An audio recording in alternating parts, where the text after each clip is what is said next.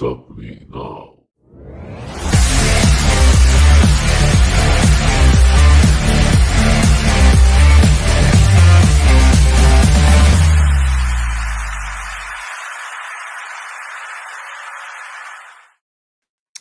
All right. You already know what time it is. By the way, first off, I want to just say happy Halloween, y'all. You already know what day it is. It is October 31st, arguably the greatest day in the 12 months that are in the calendar year. I hope everybody had a great time this year. I hope everybody dressed up and had an awesome time. I'll also hope you had a good time trick-or-treating, and I also hope that you stayed safe and made sure that you didn't get any choking hazards for your candy, because you never know. That's why, because somebody may or may not may give you some Dallas Cowboys merchandise. Why? Because they are known to choke. Now, yes, this team is known to choke. Why? Because we blew oh boy, I want to say a double-digit lead to the Denver Broncos, and we allowed them to score 33 points in the fourth quarter. But that's neither here nor there. All right. The important thing is this team has 2 more Super Bowls than the Dallas Cowboys will.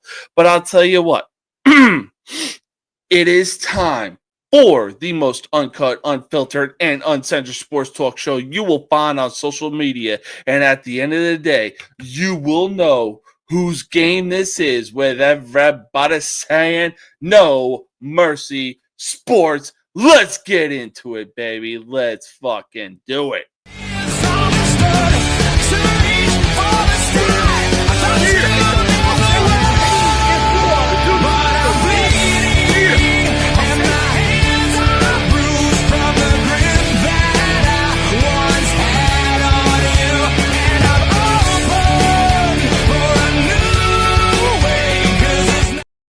Man, oh man, that never gets boring at the end of the day, no matter how many times you watch it.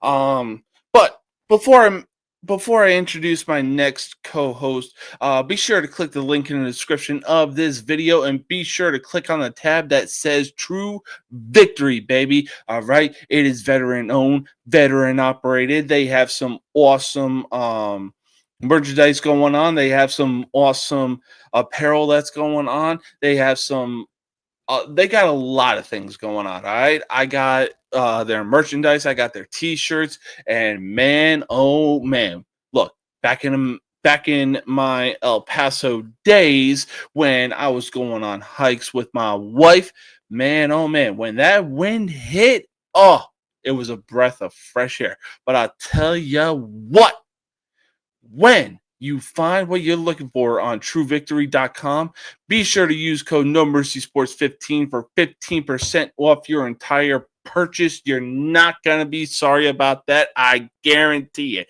And on top of that, look, I'll tell you what, I'm trying to get back into the gym right now, and I plan on getting back into the gym on next Monday. Why? Because, well, you know what? Why the hell not? So be sure to click the link in the description of this video for the best at-home workout videos that you will find in your lifetime, aka Beachbody.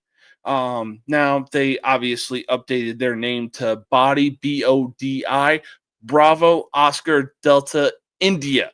So once you find what you have been looking for, and once you've found what you have needed, be sure to use James K with a K, BODI for 15% off your entire purchase. Now, before we get into the show, let's introduce our next co-host, baby. We're creatures of habit. We can't live without it. We don't have to answer to anyone. We're chasing the rabbit like creatures of habit, and no one else knows where we're coming from. Happy Halloween. Happy Halloween, man. How you doing? Wow. You look different without hats, baby. I know. Damn. All right. Well, hey, I will say this, bro. Kudos to the Punisher shirt. Walmart special, baby. Bro, arguably one of, if not the most aura-farming person in Marvel history. Hey, I was thinking about wearing my tactical pants and then carrying a fake gun, but I already had like the gray streak going, like the old comics right there. Hey, look, how was your Halloween, my man? That was good. We like the newer houses, just like right up the street from us. Man, that place gets packed like the cars could barely move through the streets. That's how many people are walking the streets trick or treating. So we're doing that.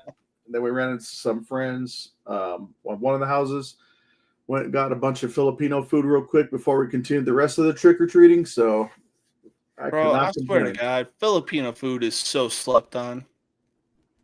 Yeah, you need to go to that store. Oof. Yeah, when no, when you do, let me know. I'll give you a list you need to get, and then whatever else on top you get. Man, oh man, I tell you what, I plan on visiting that store, but I see that you got the Kings merch in the background right now, so I tell you what. So I'll tell you what, let's talk some hockey right now. The Utah Mammoth not only have a team name, but also have a mascot to go with it. As the season opened, the Mammoth would introduce their mascot, Tusky. Right now, the Mammoth are currently sitting at 8-3 and are first in the central standings of the NHL. Is it possible that the Mammoth could go on a run the same way that the Vegas Golden Knights went on a run when they were first introduced into the NHL? I don't know if they'll go on that historic of a run, but since this is technically their second season, whereas Vegas did in their inaugural season. Oh, wait, they were a true expansion team, if I'm not mistaken, correct? Yeah, I believe so. Right? Yeah. Okay, yeah. So, I mean, we basically got the leftovers of the Coyotes, but liking the new colors, liking the logo. I haven't seen the mascot yet personally. I'm glad they came up with the team name because when I hear, I don't know why does it take so long to come up with the damn name and allow it. Because when I see names like Utah Hockey Club or when Washington had the football club, I'm like, where are we going with the soccer route here or what? Mm-hmm. I was going to say, if you want to look at a team that took forever to decide a team name, you're going to want to look at the Washington Redskins because for, what was it, about a year or two, they were the Washington football team. Yeah. Well, I think that lasted one season, then they changed to the Commanders. Mm-hmm. And I was hoping, like, if they're going to pay homage, like, if they weren't going to go back to the Redskins, which I still disagree with. I honestly, I still think that they should go back to the Redskins. Yeah. Because in this day and age, the colors that they got, the matte helmet that they got right now, you slap a Redskins logo on that helmet, oh, it's going to look so fucking clean. Yeah. I mean, that's an iconic logo.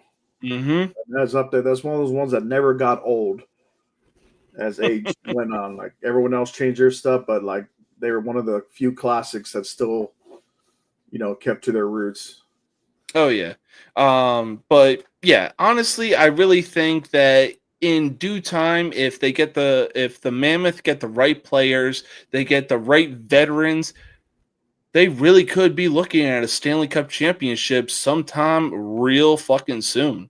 Yeah. I mean, I could see them making a playoff appearance. Mm-hmm. Unless some, bad injuries all of a sudden just cripple the team. But they're definitely make a run for it.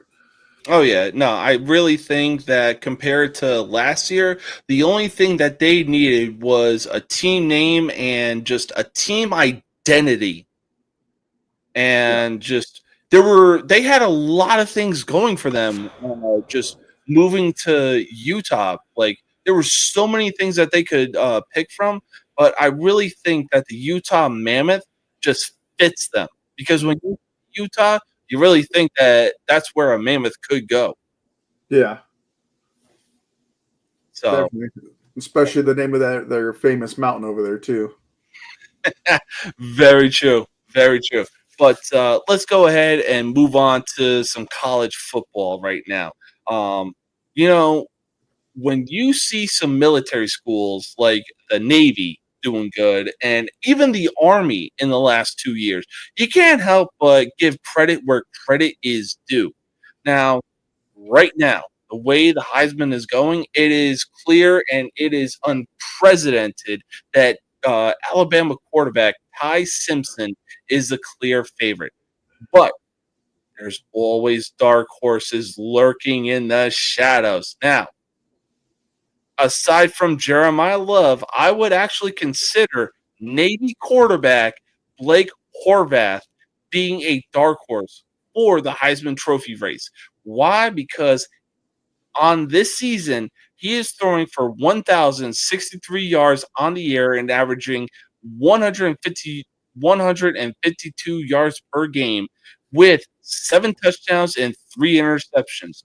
Now, on the ground, he's rushing for 814 yards and putting up 12 touchdowns. He's following that RG3 route from Baylor. Mm-hmm. Is it possible that Blake Horvath could lead Navy to make a serious run and make some serious noise in the college football playoffs? If they went out, definitely. Now, how far they'll go, I mean, they're going to be one of those Cinderella stories. I don't think they're going to be like 2007 Boise State by any means, but I would love to see an academy school, finally make it to the playoffs. Because unfortunately for them, being an undersized school compared to other programs, they're going to have to, I'd say, win out, especially if they were to beat Notre Dame, which I know you're torn on that game. I was going to say, I will say this. I really don't think that Navy is going to beat Notre Dame anytime soon, especially with the fact that Notre Dame is still salty over the fact that they started their season 0-2 against Miami and Texas A&M. Yeah. I mean, they're another one that has to win out. They want it because no one wants to see a independent school with 3 losses going to the playoffs. Very true. Now, when you mentioned Ty Simpson earlier, I wonder how the game against South Carolina affects the Heisman. That's a good point. Because after that, it's like I know they still won the game, but it wasn't his greatest performance. And to me, if you're winning the Heisman, you got to be pretty consistent. Yeah, very true. You could play on a non-national championship team like RG3 did, but he just put up unbelievable numbers. That he did, but I really think does that. I don't know if he could. Very true. I was going to say, I think one of the only reasons that Ty Simpson wins the Heisman Trophy is the fact that it's like, he's from Alabama. Alabama is known to produce Heisman Trophy winners. You got Mark Ingram, Derrick Henry. You got, I want to say quarterbacks. I think A.J. McCarron is in that category. Did he win a Heisman? No, I don't think he did. I don't think he did either, but I know the receivers won a couple years ago. Very true. But I know for a straight fact that Derrick Henry and Mark Ingram came out of Alabama and won the Heisman Trophy. Yeah. So that is going to be interesting to watch. Almost as interesting as the Bulls going 5-0 in this season right now and putting belts to asses on the New York Knicks. But yeah, so we're gonna stick. Get renewed. Very true. Very true.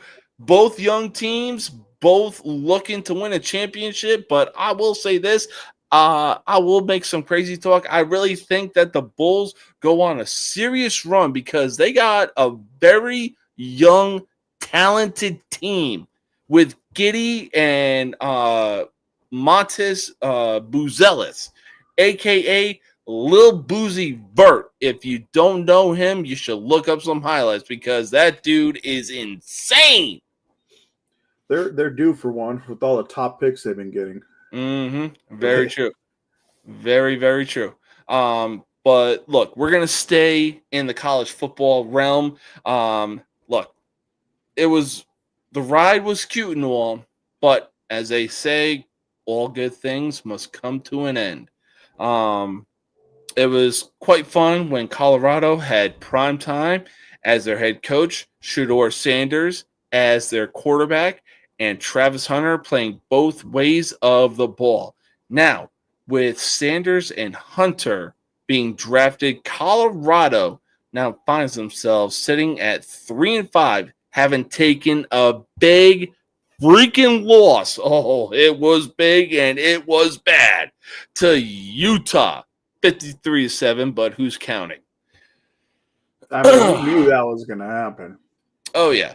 But with Arizona coming up on their schedule, is the hype for Colorado done?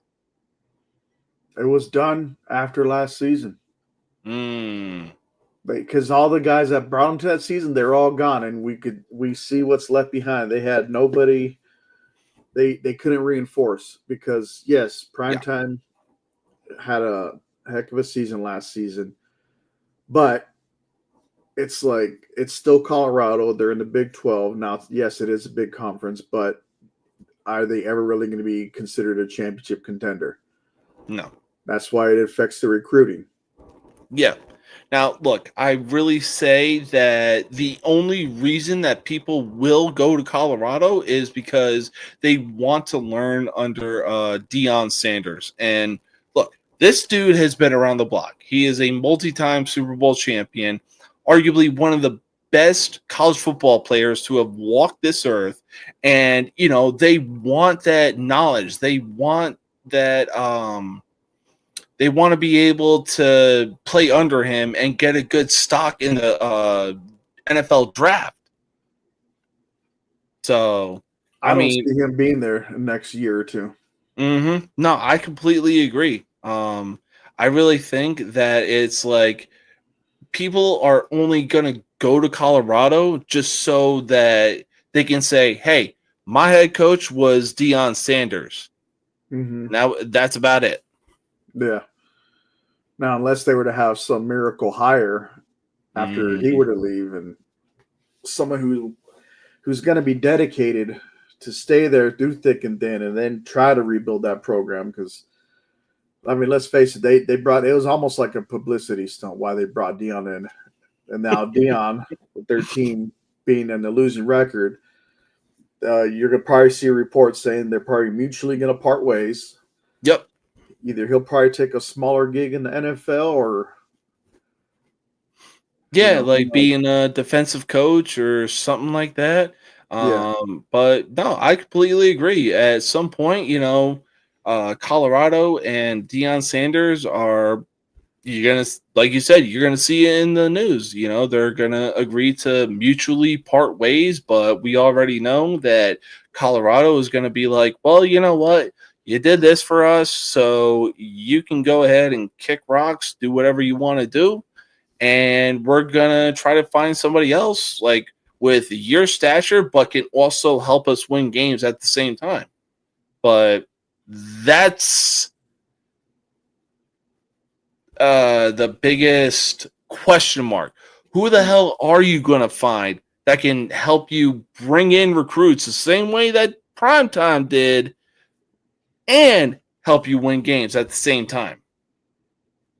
Urban Meyer. Fuck.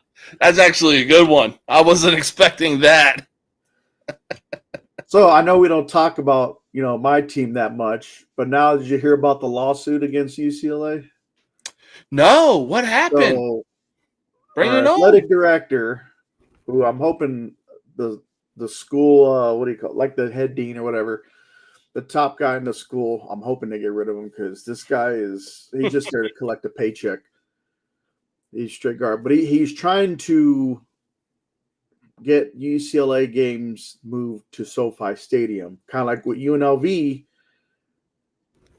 got out of the heat to go play inside where the Raiders play, which, I mean, it's smart.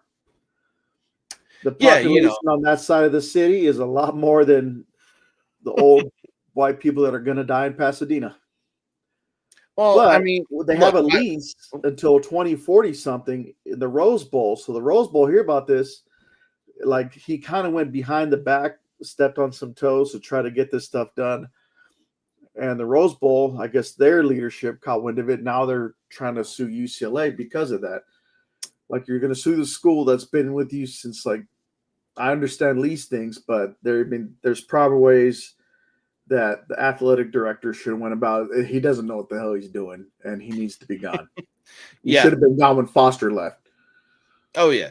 No, clearly not. I mean, look, you're trying to move on from the Rose Bowl, which is arguably one of, if not the most iconic stadiums when it comes to college football playoffs and even bowl games for that matter. And you're trying to be like, oh, hey, let's move down the street and take up SoFi Stadium where the Chargers and Rams play. Like, you really think you're going to sell out those kind of seats anytime soon?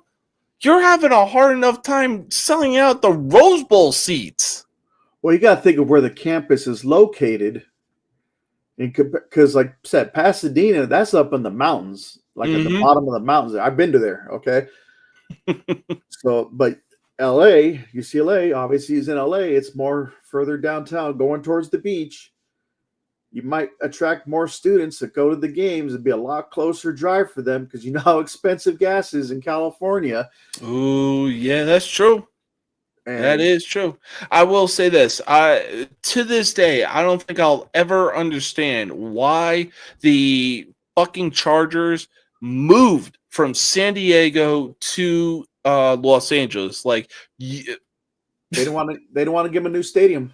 I was gonna say, I saw what was this stadium in San Diego? It was like a not Candlestick. No, Candlestick was San Francisco. This Jack Murphy, I think, was Miami. Yeah, it was. Oh my god, I've seen that stadium too, and it's kind of in that location, huh? Fulcum Stadium. That's it. I forgot the name prior to that. Yeah. No, like they had a good location. They had the right amount of fans coming in, and they had the right amount of diehard fans coming in. Like, why the fuck would you move 2 hours north from there? Money, I guess. Yeah, the stadium was outdated. Yeah, well, I've been there many times driving by, and it's like, okay, it's in a kind of a crowded area, but when you're driving by, you really have to look out there to find it. Mm-hmm. It's kind of hidden, like until you see it. Okay, then you can't unsee it. But like, I could see why, because there's a lot of stuff going on over there, and like if you look, and this is going back to the Rose Bowl situation. Like over there's hardly any parking. Half of the damn stadium is a golf course.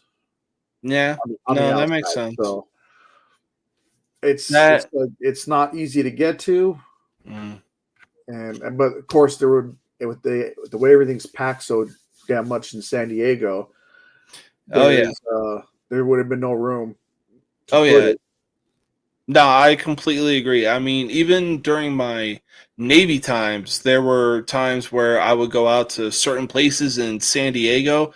I passed Qualcomm, and I was just like, why the fuck did the Chargers move from here? You see the parking lot, and it's like, ooh, in a way that actually makes sense, because like you said, limited parking and just like, where do you go from there? Remember, they also shared that stadium for the longest time with the Padres. Mm-hmm. So, like, you saw their older games, they were playing in the dirt. Oh, yeah. But then you give the Padres, and I don't get that, you give the Padres a new stadium, and it wasn't until recent years that the Padres were becoming relevant. I'm like, you had the Chargers, who were usually always in the playoff mix. I was going to say, I will say this, that 2006 Chargers team will go down as arguably the best team that did not win a Super Bowl. Yeah. That team was stacked. Yeah. Yeah, I mean, you had a prime LaDainian Tomlinson, you had a prime Phillip Rivers, you had a prime Antonio Gates. That defense was stacked to the fucking brim. I mean, look. And Vincent Jackson. Yep. I was going to say, you look up that team from 2006 and tell me they didn't deserve to win a Super Bowl. Well, their kicker did it, and that's why he kept missing field goals in the playoffs to help him advance. Plus, on top of that, I'm sorry, I got to say this, Phillip Rivers, even when he was the quarterback for the Chargers, he was in a stacked AFC because it was filled to the goddamn brim. Yeah. Like, you look at the teams that were running that conference. Mm-hmm. So, with that said, that's why I suggested Matt Ryan be eliminated out of Eli, Phillip Rivers, Drew Brees, and Matt Ryan. That's not because I'm a Giants fan. I mean, Eli will always go down as the guy who beat Tom Brady twice in a Super Bowl. Very true. Like, but let's face it, that 2007 defense is what won that Super Bowl for them to help. And David's Kyrie helmet catch. I'll agree to that. But I will say this. Rivers was literally taking hits, serious hits, back when it was okay to actually, like, destroy a quarterback. Nowadays, it's considered roughing the passer. That dude easily got up and was like, "Thank you, sir." And obviously, we all know the story that he's known for not swearing. Just got up and was like, "Thank you, sir. May I have another fluffing nuther?" But this dude was making some serious fucking hits. I was like, "Holy shit!" He was yelling at the players in your tone of voice, so that's what he was 90 fucking yards. And I saw that clip, and the Jaguars player was like, "Rep, you want to do something? What can I do?" He's not swearing. He's just trash talking, and he made a good play. I was like, the guy even apologized to him for what he felt like was the late hit. Yeah. They got him in his ear. And then Rivers was like, "Do something about it. What do you want me to do?" I mean, he's got enough kids that play both sides of the ball. Well, hey, he couldn't beat Brady in the AFC, so he was just like, "You know what? I'm going to just beat him in the one thing that he doesn't got. That is kids." Oh, he does. Just child support, though, now.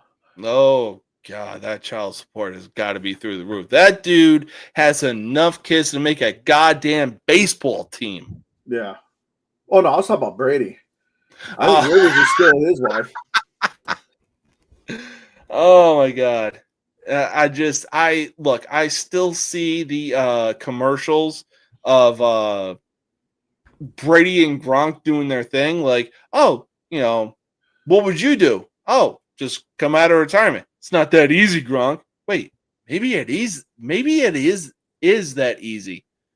Dude casually came out of retirement and whooped Mahomes' ass. Yeah. And won another fucking Super Bowl. With what team? The Bucks. Oh, man. Up until Baker Mayfield arrived, that was easily the most fun that Bucks fans were having. So my kid actually has a youth size. It's a Gronk jersey of the Bucks. And then, but he's like, so he didn't want to wear the helmet. I had the full-size replica helmet, but it was kind of blocking his vision. So he'd go with the hoodie, like in his street clothes, but he had the jersey on. And the guy, like the person asked, like, "What are you supposed to be?" I'm like, "Oh, he's Rob Gronkowski on injured reserve."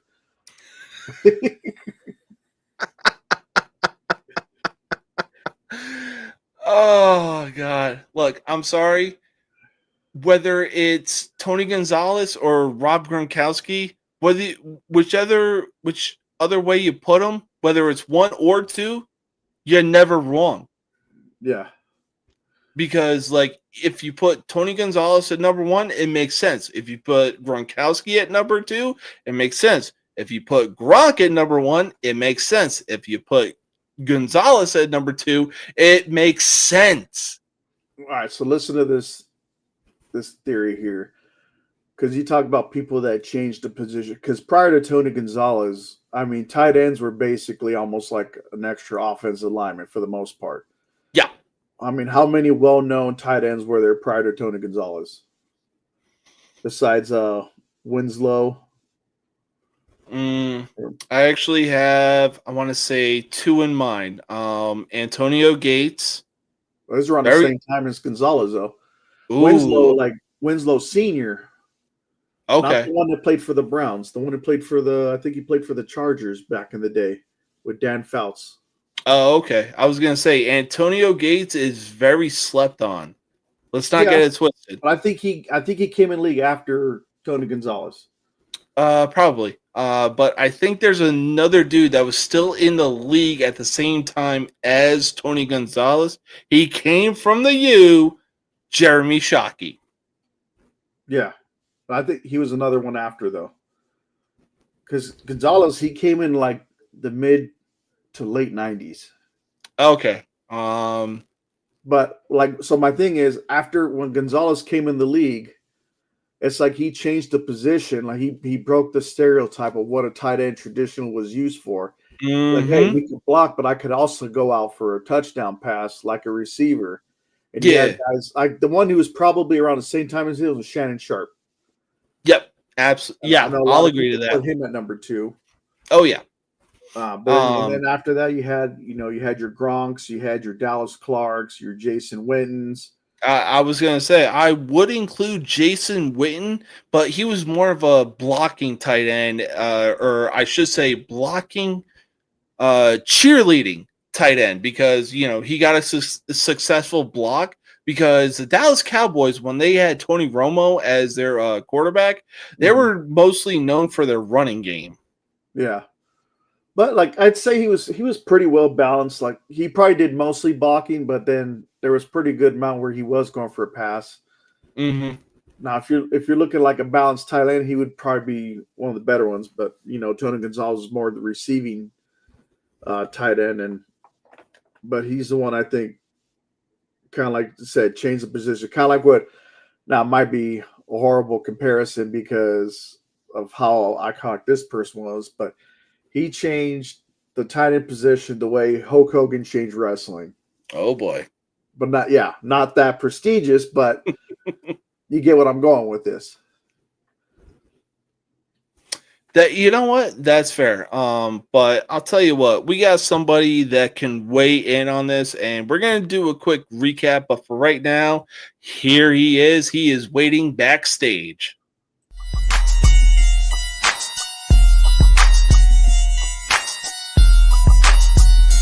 Drink in my cup, in my hand. Oh, from my youth, cause they know I'm the man. Oh, from my youth, cause they know I'm the man. Oh, from my youth, cause they know I'm the man. Drink in my cup, in my hand. Oh, from my youth, cause they know I'm the man. Oh, from my youth, cause they know I'm the man. Oh, from my youth, cause they know I'm the man. Drink in my cup, in my hand. Blow on my dude, cause they know I'm the man. I'm in the VIP cause I'm very important. Unfortunately, I see some niggas I can't stand. So I step to them suckers and confronted them like I should. We can settle this now, we can settle this in the hood. So what y'all wanna do? I got a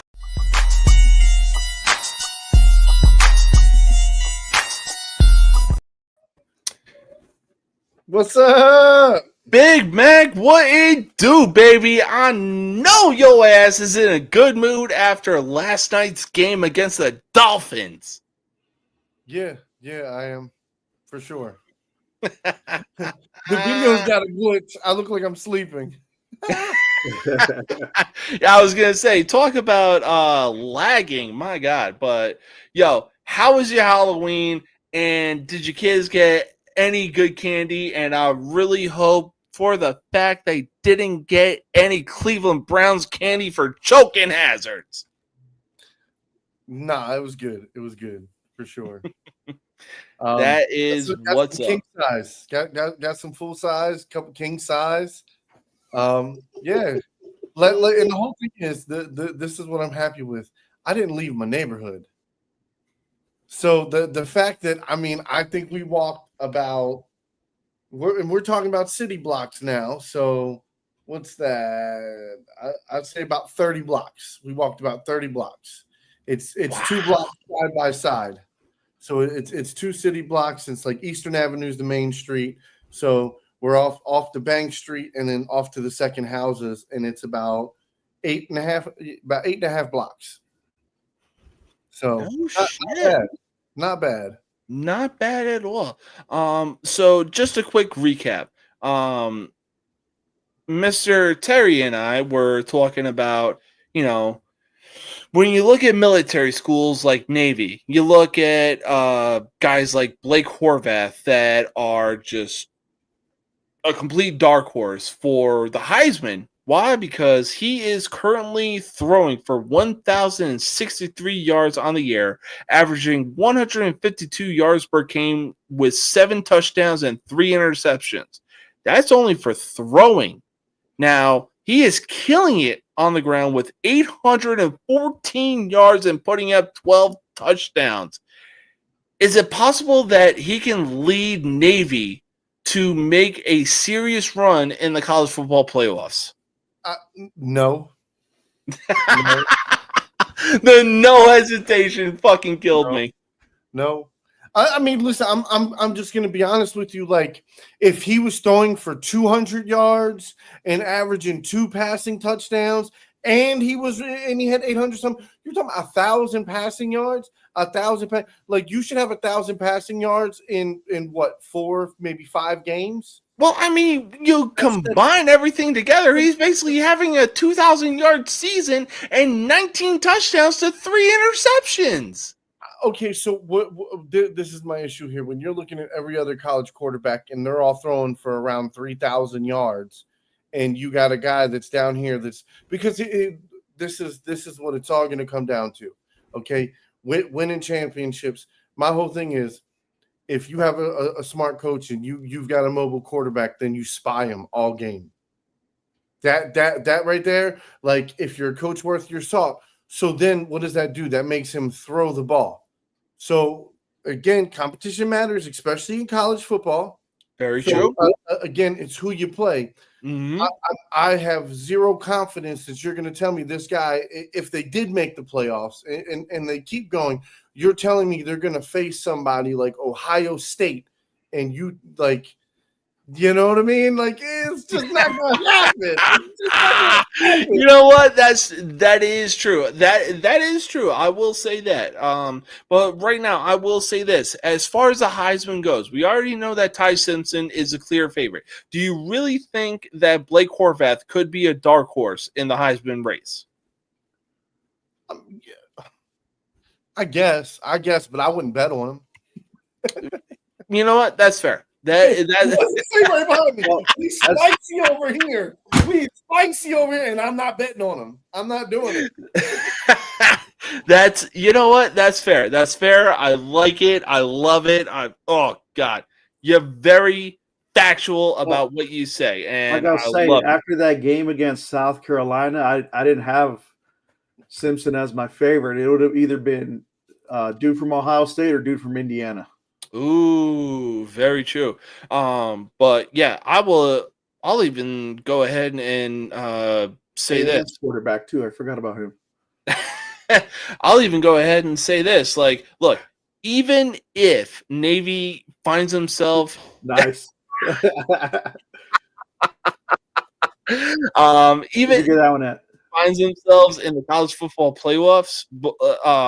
Look, Navy is always known for running the ball, the same way that Army is known for running the ball, which would explain why the fact that Blake Horvath has 815 yards on this season, rushing, by the way. But yeah, like you said, big man. You know, you put him in the college football playoffs. Looking at the teams that are clear favorites, they're getting decimated worse than Notre Dame decimated Indiana. So, but I will say this: I like the feel-good story that Navy is on right now, and I really think that Blake Horvath could be a dark horse for the Heisman Trophy going into the race. Another thing that we talked about was, you know what they say, all good things must come to an end. And it was quite fun when Colorado had and still has Prime Time as their head coach and had Shedeur Sanders as their quarterback and Travis Hunter playing both ways of the ball. Now, with Sanders and Hunter being drafted, Colorado now finds themselves sitting at 3-5, having taken a big time 53-7 loss to Utah. And now with Arizona up next on the schedule, is the hype over for Colorado? I mean, I wouldn't say that. Okay, so as far as Colorado goes, like it's going to take him a couple more years. Again, this is recruiting. It's not like he's been there for 8 years. You know what I'm saying? Where it's like, okay, bro, you've been there long enough. You should have the recruiting thing down. You should have replacements going. You should have backups. Like, you got to understand, the guys that are starting for him this year are some of the first recruits that he ever actually recruited. You know what I'm saying? Like, and I'm talking about him going out and bringing guys to there. I'm not talking about guys he got from the portal. I'm talking about guys he went and brought in, and he only brought in a couple of them. And then you know what I mean? The next year he brought in a couple more, and then a couple more, and then a couple more. So now it's like, okay, so now what he's 3-4 years in now? Is this year 4 he's in? I think this is his third year. Well, you see, year 3. Like, come on. Like, for me, NFL teams, NFL teams shouldn't even think about firing a coach until after 3 years.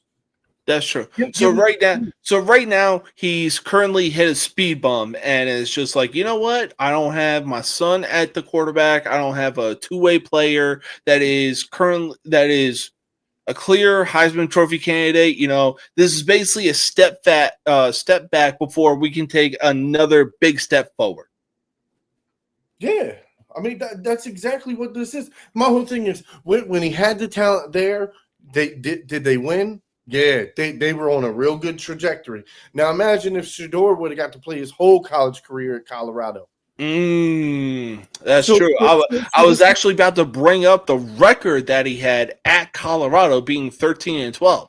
Now, was the hype real his first year? Yeah, but it quickly went downhill. Was it there the next season? Absolutely. I'll agree to that. I'm not going to lie. I was on that fucking train. This is my issue, okay?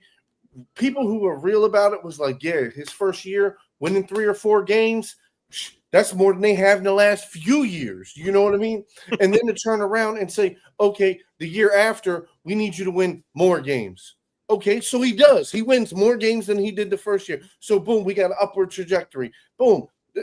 Now we're going into this year. But this year, look at all the talent that they lost. So the whole thing is like, if you don't replace talent with this equal talent, it's lesser than talent. So then what do you expect? You expect a little bit less than what you got the year before. But now here comes the thing is, okay, so next year, that's his sink or swim year. Your 4th year, especially in college, that's when it starts to get to where, all right, we're seeing everything of yours has been implemented in here for years now. Your recruiting, your guys, your scheme, your coaches, your everything has been here. Your philosophy has been here. So it's either sink or swim time. And that's when, if you can't keep that trajectory going up, then guess what? They're going to try to find somebody else who will. And here's the sucky thing is, guess what? Coach Prime is primed. He's primed. Guess what? This is my hot take. This is my spicy take. Right? Deion Sanders to the Browns. Head coach. Deion Sanders taking it to the playoffs again. That is a very bold take, but I could really see that happening. Stefanski is the reason why Shedeur is not starting. That's the reason why. After all, like watching this, seeing how this has gone for the last 3 months, he's the reason. That's why the GM sold Flacco. I get it now. He was like, you know what? Fuck that. We're done with Flacco. Flacco's not doing shit. He's not doing shit. He's not going to go win us games. Okay, we need a guy who's going to win us games. We need Shedeur Sanders on the motherfucking on the field. Well, So- you know what? I get what you're saying. I'm picking up what you're putting down. And look, I completely agree. Flacco was not giving them wins anytime soon. But no, hold on. This is what I say to that. Flacco is a damn good quarterback if you have pieces around him. If you have pieces around him, he is a great fucking quarterback. He's a good system quarterback. The problem is, who the fuck is he throwing that ball to in Cleveland? Who's he throwing the ball to? The only dude I can really think of is David Njoku. I mean, the fact that Dylan Gabriel is even going out there and actually making some decent plays. What? No, he not. No, he not. No, he not. In some cases, he is. No. I don't know what highlight reel you watching, motherfucker. But listen to me. Look up the highlight reel of all his fuck ups. Okay, bro, you really think that Shedeur Sanders is going to go out there and be a human highlight reel? Compared to that motherfucker, yes. Bro, you hold on. What are you smoking? What are you smoking right now? I want some of that shit. Okay. Did you know who Gabriel was before fucking last year during the college season? No. Yeah, No, I did. He played for Oklahoma. I mean, but no. But I'm saying when you watched him play last year, you was like, yeah, that's an NFL quarterback right there. That motherfucker, he gonna be a good signal caller. No, he was in the right system. Obviously, Cleveland is not the right fucking system. What makes it? They had Baker fucking Mayfield in that system, and they fucking gave him the goddamn steel boot. They did it. They did. I will die on this hill. Cleveland did Baker dirtier than a goddamn Diddy party. Hey, Mac. Hey, you got to remember, this guy said El Paso and Las Vegas were the same thing because they were both deserts. Remember the last time the three was on? Listen, all I'm saying is, okay, this guy was not projected to be a fucking NFL starting quarterback. Okay, he was not. I don't give. You go back and look at everything else up on the guy Gabriel. Nobody projected him as an NFL starter. His year one. So that being said, Shedeur, what was projected to be a second or third round pick, he slid all the way down, and it is the Ravens. Because who the fuck wanted that kind of publicity? We did. We went to get him. We traded back. We went to pick him again, but our guy was there. We picked our guy. We said Shedeur in the 5th round. We had I think it was like the third to the last pick in the 5th round. That's where we're going to pick him. Cleveland was, I think, 3 picks ahead of us. Got him. I mean, look, it was the fact that nobody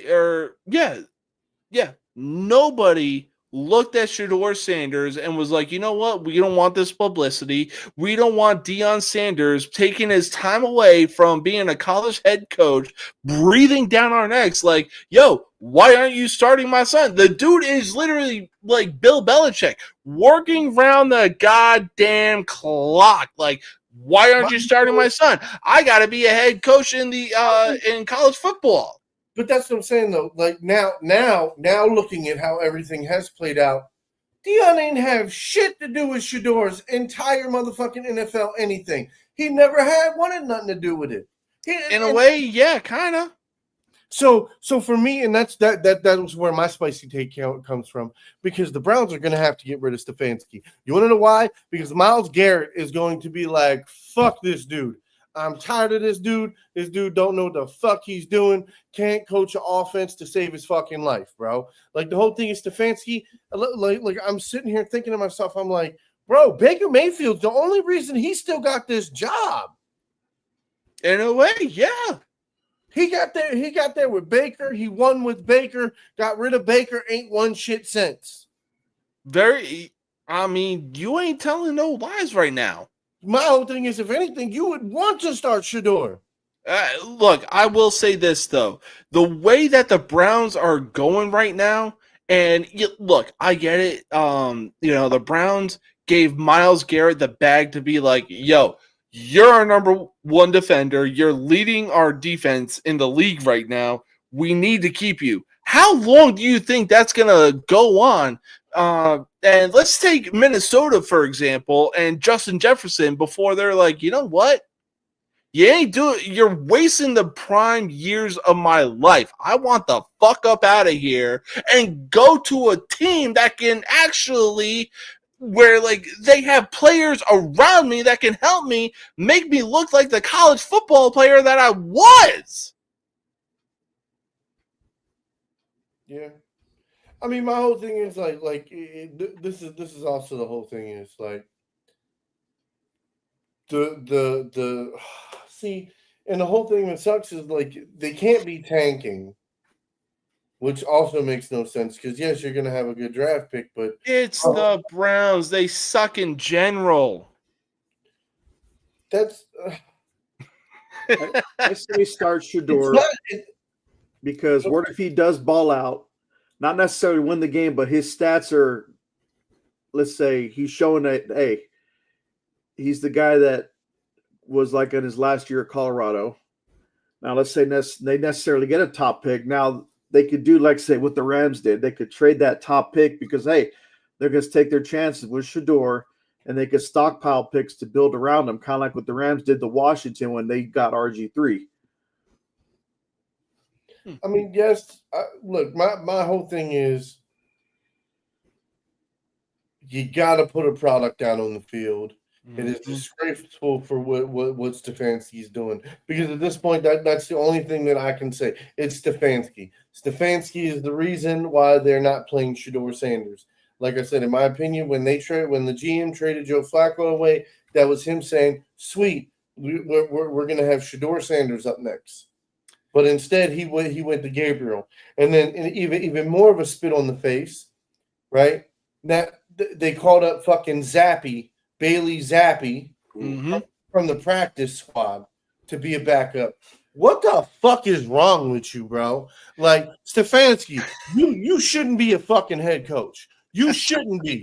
I'm sorry for you to do some fucking just some straight up ignorant ass shit.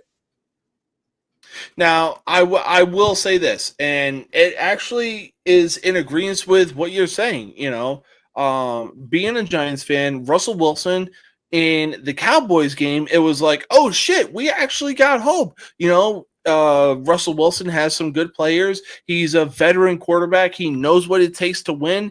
And then came the Sunday night game against the Kansas City Chiefs.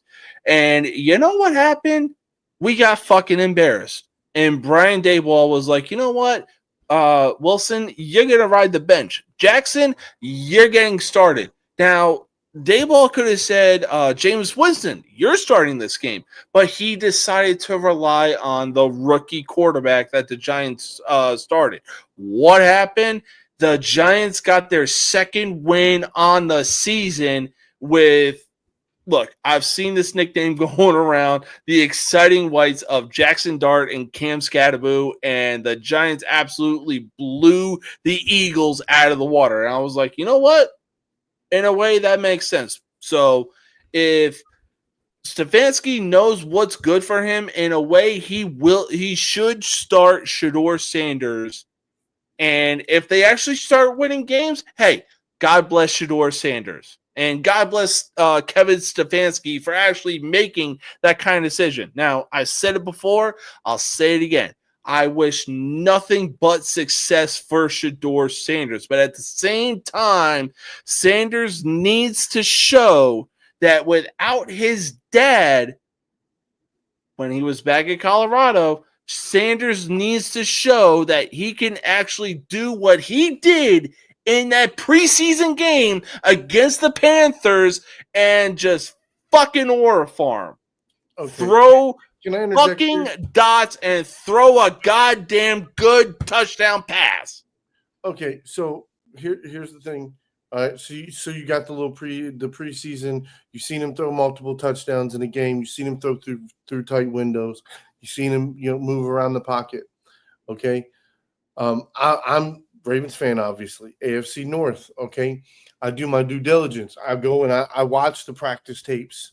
okay, for the Steelers and the Bengals and the Browns. If you watch Shedeur Sanders clips of him throwing the ball, them doing the accuracy drills and shit, you know, I'm just saying, Dylan Gabriel, like a good fucking 3-4 feet past where he's supposed to. Shedeur Sanders in the sack every fucking time, pretty much. And now I know it's not every single time, but more often than not, you're seeing him fucking throw that ball very precisely. You're seeing him throw on the move. You're seeing him drop back, 3-step drop back, fire that motherfucker off, and he's hitting the targets. So, I mean, for me, being a Ravens fan, I should not want that. I should be, fuck yeah, keep playing Gabriel, motherfuckers. But I love football, man. I understand football. And to see it, like, I remember when Patrick Mahomes slid out of the first round and got drafted in the second round. I did not understand it. When I watched him on the NFL Network sit down with Steve Mariucci and do the whiteboard. Steve Mariucci fucking hurried up, drew up a play on there, explained it to him, flipped the board over and said, redo it and show me exactly what I just showed you. And he did that shit without skipping a beat. I was like, that motherfucker's bad. Patrick Mahomes is going to be one of the best motherfucking quarterbacks in this goddamn draft. And when he didn't get drafted, I said, huh? Just because he played for Texas Tech? Are you fucking kidding me? Because that was the only downside I could see on it. The motherfucker threw further than every motherfucking body else. No offense. You had clown-ass motherfuckers like Josh Rosen and shit. Like, no, UCLA's GOAT, baby. That was Lamar's draft. Wrong draft. But again, you had multiple guys go in front of him where it was just like, bro, Patrick Mahomes was head and shoulders taller, better than these guys at that fucking time. Now, granted, again, he got to sit the majority of his rookie year. You said he got drafted outside the first? Yeah.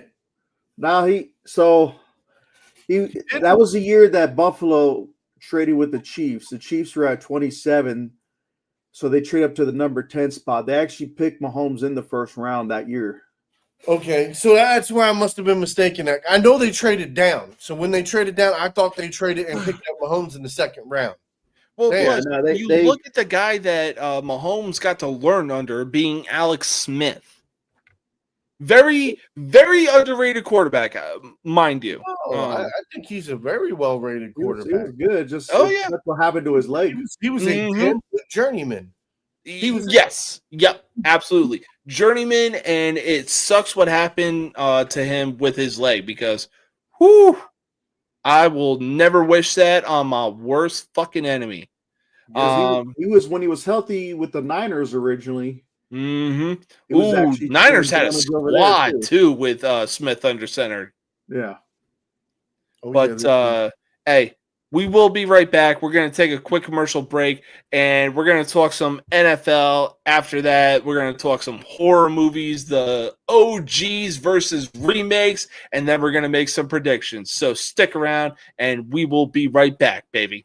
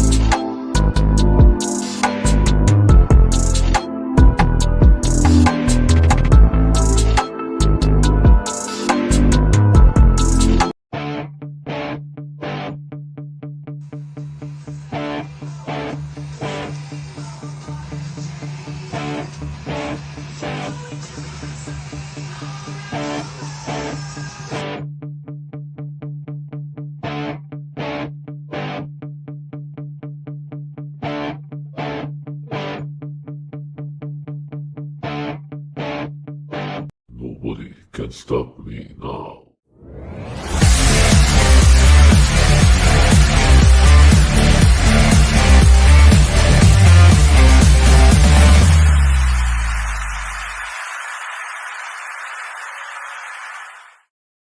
All right. Welcome back, y'all. Welcome back. Now, I will say this. There were quite a few things I had on my 2025 NFL bingo card. First was no surprise, despite the fact that they lost to the Giants on Thursday Night Football. The Eagles owning the NFC East.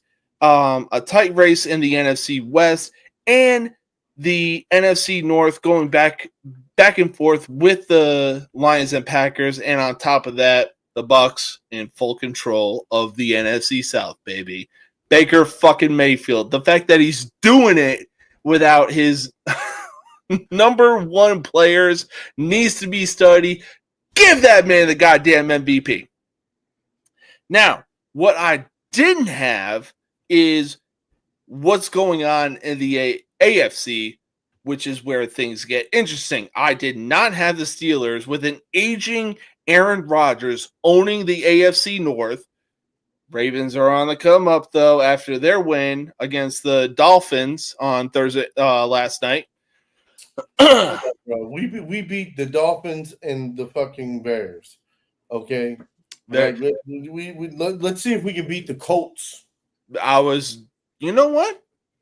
I was about to say, the fucking Colts absolutely dominating the AFC South. The Chargers and Broncos fighting for first place in the AFC West. And, oh yeah, the biggest surprise, the fucking Patriots in first place of the AFC East.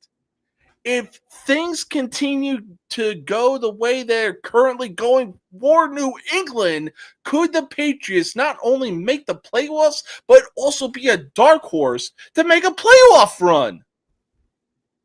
Okay, let's not go that far. Okay. Oh, I'm going that far. They could Vrabel possibly make the playoffs. Bro, Mike Vrabel is They're not literally going on a playoff run. Dan Campbell. This dude is out for kneecaps and ankles. And on top of that, you look at who they have as their offensive coordinator being Josh McDaniels. They really have a solid team going for them right now. I mean, fuck! It's pretty safe to say Drake May could be a dark horse for NFL MVP. I'm going there.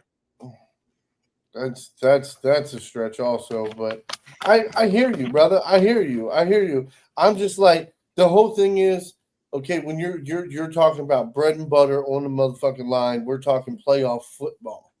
You're telling me that defense and that offense is what you think is going to make it? I'm sorry, no. I have zero faith in that. Like, I mean. They play too much up and down. They give up way too many points. Very true. I will say this. The way that they're playing right now, yeah, they could be a dark horse to sneak into the NFL playoffs. Yeah, I will give you that. Could they make some noise? Yes, if they play the football that they're playing. But this is the thing about the NFL playoffs. It's one and done. If the Patriots that have 2 losses on their record right now show up, yeah, they're definitely going to get eliminated. But right now, the way that they're playing, yeah, I'll give credit where credit is due. I really think that the Patriots really could make some, if this New England team shows up the way that they've been playing, they really could make some noise in the AFC playoffs. Oh, you pulling out that diabolical shit. Oh. Oh, God, I have so many bad memories in the barracks with that tequila. Well, I'm not taking 20 shots, bro. Yeah, you're right. Bro, I took about 3 shots. After the third one, I was so my neighbor, when we got done trick-or-treating, we brought the kids back down, and my neighbor said, "Hey, you want a little shot?" She was like, "It's really good." I was like, "What is it?" She was like, "Oh, oh, you'll see. I'm gonna take it. And my wife takes a shot and she was like, ooh, it tastes like peppermint. I've never had that before. I looked at her and said, you never had Rumplemints before? Ooh. And it was a shot 100 proof Rumplemints. I was like, woo! That sounds good. That shit had me feeling toasty when I got in the house. I mean, Rumplemints do be slept on, given the fact that it's basically alcoholic mouthwash. But yeah, I guess like my whole thing is, you take a shot of that, put it in about a coffee mug of fucking warm eggnog. Man, I was about to say, you put that fucking shit, whether it's Rumplemints or peppermint schnapps, in a hot cup of hot chocolate on a winter's night. Oh, you about to get fucking merry, my guy. Oh yeah.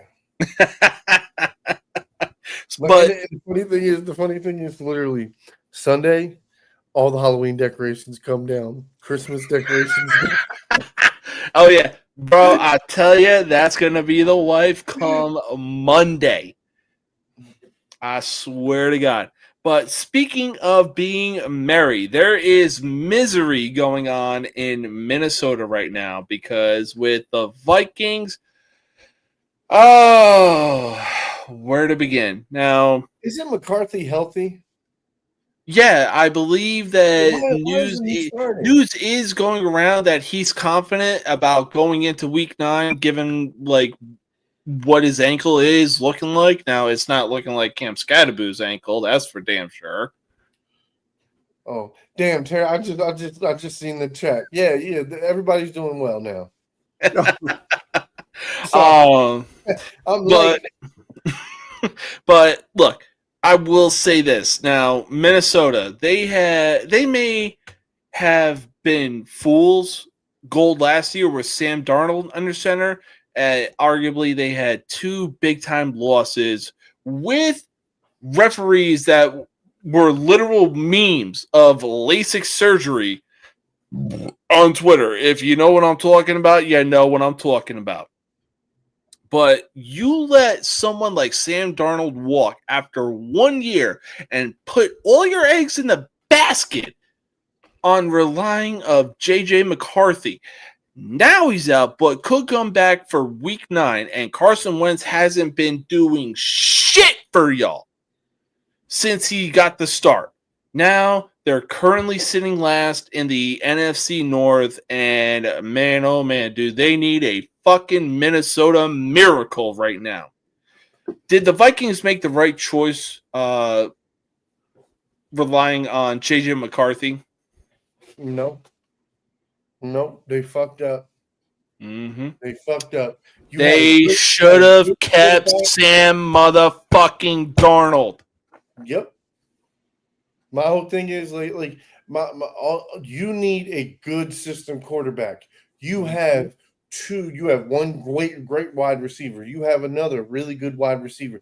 You have a really good tight end. Like, yeah. What are we doing here? You're literally wasting the prime years of fucking Justin Jefferson. You could have signed Sam Darnold for literally half of what the Seahawks signed him to and still have had J.J. McCarthy learn under the dude instead of being like, you know what, Sam Darnold, yeah, you were our guy for 1 year, but, you made us look like fools, leading us to, 13, 14 wins last season. So you know what? Go where the money is, sign a 3-year deal with Seattle, and make them look like contenders. Meanwhile, we're going to be over here looking like dumbasses relying on J.J. McCarthy. Where did that get you, Minnesota? Fucking nowhere. Yeah, no, I mean, my whole thing is, and it's crazy, bro. I'm like, I am by no means a great thrower of the ball, but you give me that offense between them 3 guys and Aaron Jones and whoever else is in the backfield, bro, there's no way I'm not throwing the ball for 200 yards. And trust me, On top of none that, of them the passes go over defense 10 they yards. have. They got a solid fucking defense. That's what I'm saying. It doesn't make sense at this point. It's just like it's the offensive scheme, but it's also your quarterback. Bro, no offense, like Wentz was never going to win a quarterback. That's why God said, "Listen, we gonna injure you, and we gonna bring in Nick Foles." I was gonna We say gonna give it to Philadelphia. We gonna get the Wentz. We gonna take the Wentz bad luck off the field, and we gonna put Nick Foles. Nick fucking Foles. Nick Foles went in there and wins. Napoleon fucking Dynamite. Like, are you fucking kidding me? And again, Wentz gets in that motherfucker. He's got another chance, and he shits the fucking bed. Like, this is my issue. Okay, there's some guys like fucking Daniel Jones. Okay, where he's a system quarterback. You put him in a good system where he can thrive, and you give him some weapons, he's gonna do great. He's gonna do fucking great. All right. I'll agree Same with thing that. with Sam Darnold. Sam Darnold's the same fucking way. Baker Mayfield's the same fucking way. You put him in a good scheme, he's gonna do well. You put him in a shit scheme, he's gonna be shit. So that is my whole thing. I was gonna say, is that not true? Like what Baker Mayfield is doing in Tampa right now, is that not true? Very true. Yeah, but I will say this though. All right, just as much as Baker's success is because of Baker, it also has a lot to do with that man named Todd Bowles. Mm-hmm. That motherfucker can coach a defense like nobody's business, on top of making sure his offense stays on course. Make sure they're calling the right type of plays. Think about this. When's the last time that you can remember where the Bucs' offensive weapons were healthy? I mean, all of them were healthy through an entire year. Not one since Baker's been there. I can't remember not one since Baker's been there. I mean, I will say this. When the Bucs were injury depleted going into the playoffs, I was like, no, call for Todd Bowles' job, bring back Bruce Arians. And now, obviously, Todd Bowles is like, oh, our number one guys are down. Oh, okay. I've been in this position before. Okay. Tez Johnson, you're going in. Fucking Ibuka, you're going. Like, what? The dude is literally sending in fifth stringers, and Baker Mayfield is in the conversation for NFL MVP. Well, I don't think Bruce Arians is going to leave the top office he has in Tampa right now, being a senior consultant. He's not. Bruce Arians will never coach again. Understand this. Oh yeah. No, he got a Super Bowl with arguably the greatest of all time. And he was like, oh, Ibuka is available? Yeah, we're going after that guy. Tez Johnson is available? Yeah, we're going after that guy as well. Why? Because Baker Mayfield needs fucking weapons. God forbid if Chris Godwin and Mike Evans go down with an injury. And look what the fucking dude is doing. Bucky and Godwin might return after the bye week, so that'll help out a lot. Yeah. I will say this, though. I love how humble. I like White. White be doing some shit. I will say this. I love how humble Mike Evans is being right now, because I was on the bandwagon of like, bro, you are going to break Jerry Rice's record of 12 straight 1,000-yard seasons. Now you're down. You literally got to average 300-plus yards receiving just to break that record. But he was like, you know what? I'm in the company of Jerry Rice. That's the only thing that matters to me. I was like, fuck, dude. Why you got to be so likable? I mean, look, the whole thing is, Mike Evans will be that guy. Mm-hmm. In his draft class, he is that guy. There's so many other guys around his time, like fucking Kevin Benjamin. And I know that there's a bunch of guys like that went in the first round that are nowhere to be found. They're not even in the NFL. They were out of NFL by fucking year 5. Yep. Very true. Wasn't Odell Beckham part of that draft class too? That same year? I thought, is he the same year? Yeah. Yeah, I would say the I same thought year. Odell Beckham was before him. I don't know. Let me check that. I was gonna Yeah. say we'll do some research and then get back on that.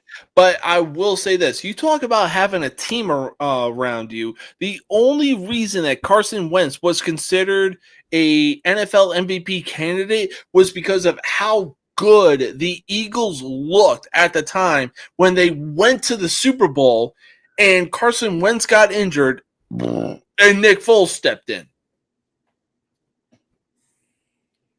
The only reason the Eagles won that Super Bowl was because they had a complete NFL team. And then fucking Napoleon Dynamite steps in and handed Brady his third Super Bowl fucking loss. So, but right now, what? Oh boy. So the receiver, you're right. So Kelvin Benjamin was in that same. These are first round receivers for that draft. So you had Kelvin Benjamin, you had Brandon Cooks, you had, of course, you had Mike Evans, you had Odell Beckham, and Sammy Watkins. Holy shit! Unfortunately, as far as I'm concerned, Mike Evans is the best one out of all of them. Ain't that some shit? Ain't that some shit? Only he came from Oklahoma, right? He played for Oklahoma? No, A&M. A&M, okay. Yeah. I knew it was one of the maroon teams. Yeah. I knew it was a maroon team. I thought it was Oklahoma because Baker went to Oklahoma. But that's right. It was fair. Mark Andrews. Yeah. Only dude out of that wide receiving class that was a bust was Kelvin White, which is hard to believe because he looked fucking amazing in college. Unfortunately, he went to the Chicago Bears. Had what, 2 years, 2 decent years? The rest of it less than journeyman numbers. So no, Sammy Watkins was way overrated too. That's true. And Brandon Cooks has been a good journeyman career, but Brandon Cooks is like, has he ever made a Pro Bowl? I believe so, but specialist. I mean, I think he's had a few Pro Bowls. The only problem is he's spent a few good careers in football purgatory, being with, I want to say, the Houston Texans and... I mean, yeah, he was with the Texans, but he was with the Cowboys. Yep. I mean, he's been with a shit ton of teams. I think he's been with the Rams. He was... Yep. Yeah, right now he is currently in football purgatory. He's with the Saints too. Yeah, no, like he was good with the Saints. Let's not get it twisted. He was definitely good with the Saints. Imagine being that year you're the Jacksonville Jaguars. You select Blake Bortles over Mike Evans. Exactly. I mean, Blake Bortles did get them to the playoffs. AFC Championship. That was because of that defense they had that year. Hey, but he put a point. Somebody had to listen to me. Trent Dilfer has a Super Bowl ring. Yeah, but you're not going to hear me say he's the greatest, though, either. Hey, look, let's not get it twisted. Baltimore had a solid offense. With that same concept, you make the same argument for Brad Johnson. The only reason that Trent Dilfer looked good was because Baltimore had a solid offense. And on top of the fact that Baltimore was number 1 in the league that year as far as defense goes? I think scoring defense, right? Yeah. Somewhere in that area. Number 1 in pretty much every category. Bro. It wasn't close. The whole thing is, right? And even so, look at how many games. Like we won a game 0-9. We won a game 13-0. Man, don't be hating on Eli because he beat the GOAT twice. We went 5 weeks without a touchdown. 5. No, look at the comment. Because, look, if you had to eliminate 4 quarterbacks, all in their prime, Phillip Rivers, Eli Manning, Drew Brees and Matt Ryan. You want to know why? I'm going to pick Matt Ryan with you. I seen the post earlier. I'm picking Matt Ryan, but it's a different reason. You want to know why? Because Joe Flacco and Matt Ryan both got drafted in 2008. Okay? Same fucking draft class. And every year I have motherfuckers talking about how good Matt Ryan was. Matt Ryan was better than Flacco. Did Matt Ryan ever get a fucking ring, bitch? No. Look at the. I mean, you look at the fucking team that Flacco had. No, when they won a Super Bowl. In what? Ray Lewis's final year? He was injured half that year. Injured. Remember? He didn't come back. No, he wasn't. He did not come back to the playoffs. Ray Lewis was injured that year. Okay, so we're playing with Jameel McClain in the middle of our defense. So yes, we had Terrell Suggs, we had Nada. Mm-hmm. Okay. Well, look, I will say this: you had Terrell Suggs to rely on. That dude was a fucking menace. Ed Reed was still playing that year too, right? Ooh, I believe so. No, Terrell Suggs got injured. No, I'm saying Ed Reed though. He was in the secondary that year too. But all I'm saying is there was a couple injuries throughout the year. All right, we fired our coordinator, I think, in week 8 or week 9, because I think we lost 3 games in a fucking row. Offense couldn't do shit. Fired Cameron. We got Jim Caldwell in. Flacco was calling the plays from the huddle. Flacco took us to the motherfucking Super Bowl. Jim Caldwell got a head coaching position with the Detroit Lions because of that. Or plus, what was it? Miracle in Mile High? Yeah, Mile High Miracle. Or just, fuck it. R.I.P. Jacoby Jones. Yeah. No, I mean, again, I'm sorry, that dude was on the level of Devin fucking Hester. Listen. As much as that tell me I'm lying. As much as that meant something, okay. I think what was it? I think it was week 12. We played the Chargers. We lose that game, we don't make it to the playoffs, homie. We don't make it to the playoffs. We needed to win every game for the rest of the season, and it started with the Chargers. Okay, we're down 4 points. It's what was it? It was 4th and 29. Joe Flacco dumps it off to Ray Rice. Shoot. First down. That saved our season. That one play right there saved our entire motherfucking season, because he doesn't make that. The Chargers get the ball back. They kneel the ball down. We lose that game. We do not make the playoffs. Remember, we were 10-6 that year. I mean, I will say this, but you unlocked the fucking core memory of Ray motherfucking Rice. Despite what he did off the field, that dude was a menace on the field. I will say he was a very good running back for 5 years. Yes, I'll agree to that. After that 5th year, it went straight down the toilet. Like, bro, after we won the Super Bowl, the year after we won the Super Bowl was his last decent year. The year after that, dog shit. Hit his wife, fucking there she blows. And the worst part was he did that after he signed with us. When we let him go, that's all dead money. All dead money. I mean, hey, you learn from your mistakes. You already got your quarterback. If it wasn't for Ray Rice, we would have never had to get rid of Haloti Ngata. That's true. But I will say this. Right now, you got Lamar Jackson back, and it looks like the Ravens could go on a very good type of run for a playoff push. Maybe even a wild card appearance, dare I say. But look, we're going to move on from Minnesota to the East Coast to New York.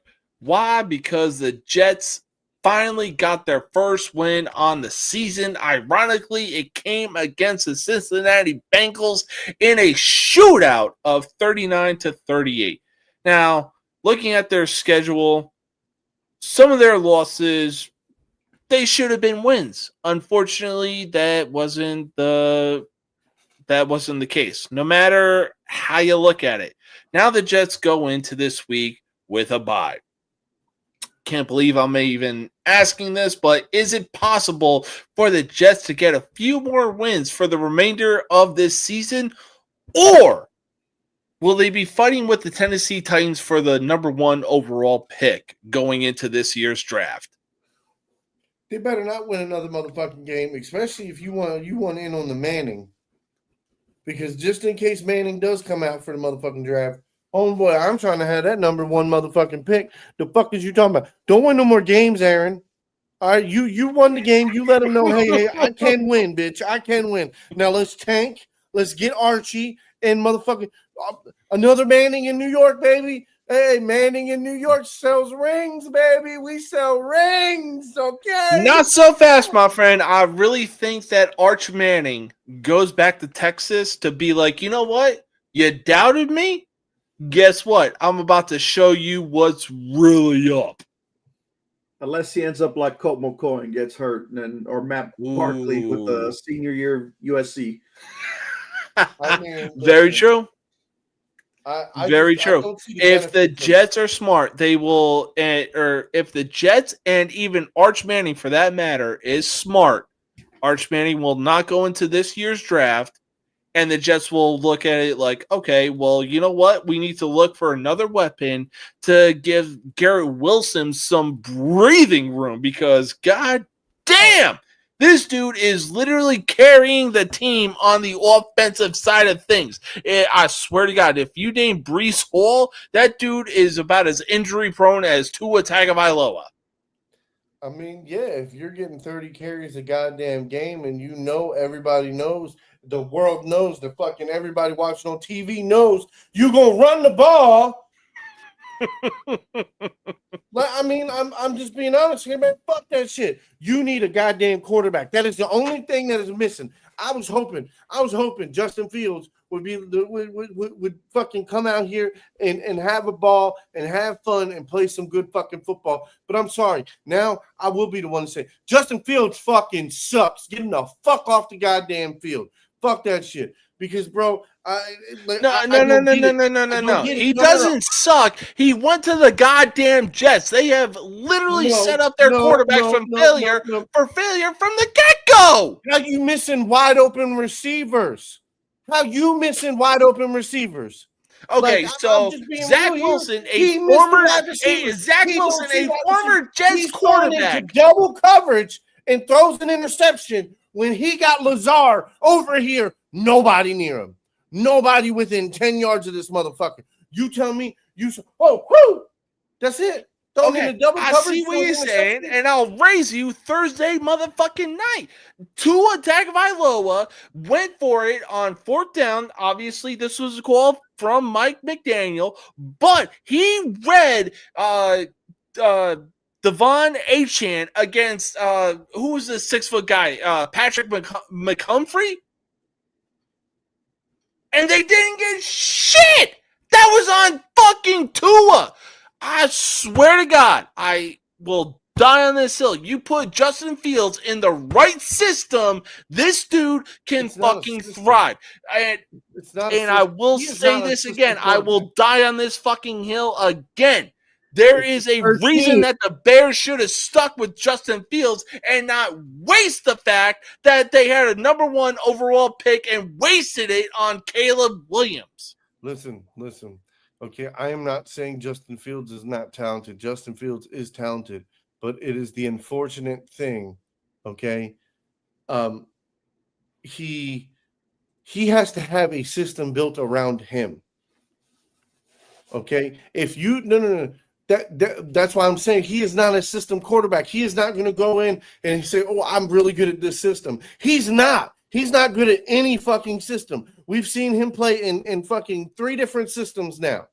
3 different types of systems now we've seen him playing, and he sucked in all of them. He sucked for the fucking for the Bears. He sucked for the fucking Steelers, and he sucks for the fucking Jets. Okay. Please! You're gonna have, but that's what I'm saying though. You need a coaching guru. Caleb Williams' first fucking year, the dude was running for his goddamn life the same way that Justin Fields was, and it really took for Caleb Williams to run for his goddamn life in his first year for the Bears front office to be like, you know what? Maybe we should invest in a offensive line. You fucking think so? What? Okay, what about? But Justin Fields was the goddamn problem. He played last year for the Steelers. What happened? What's your excuse there? They took him out and he beat out Russell Wilson. They took him out Who's and he get decided to beat out by Russell Wilson? The fuck? And Even Jackson universe. Dart beat out Russell Wilson, and fucking Fields couldn't keep Wilson off the floor, off the field. So Arthur, no, you are so full of shit. You are so full of shit. You are so full of shit, Arthur. It's because you hate USC. No universe. It like I said, it took one fucking year for the Bears front office to be like, you know what? Yeah, maybe we should have invested in a offensive line. You fucking think so? So what the hell was up with Justin Fields running for his goddamn life? At least he was actually making positive yards out of something where Caleb Williams was making negative yards. Look, Caleb Williams is winning games. That he is. I'm not going to deny that. He is winning games. That's what matters. That's what like stats is a secondary issue. Okay? Like you can be mad, like, man, this son bitch, he wins every week, but Buck, why can't he throw for 200 yards? Why can't he throw for 2 touchdowns? The fuck, that doesn't mean shit. He won the game. Did he win the game? Yes, he led the team. He won the game. That is the only motherfucking thing that matters. Okay? Man, I will say this. Get that finger painting nail little bitch out of here, because I started him on my goddamn fantasy in a game against the Saints where I thought he'd go off. The motherfucker only got me 4.5 points. He was your first overall pick too, wasn't he? Nah, we got a automatic draft system for our fantasy league. So Fields is going to go to the Browns just so they could drop Sador in the roster again.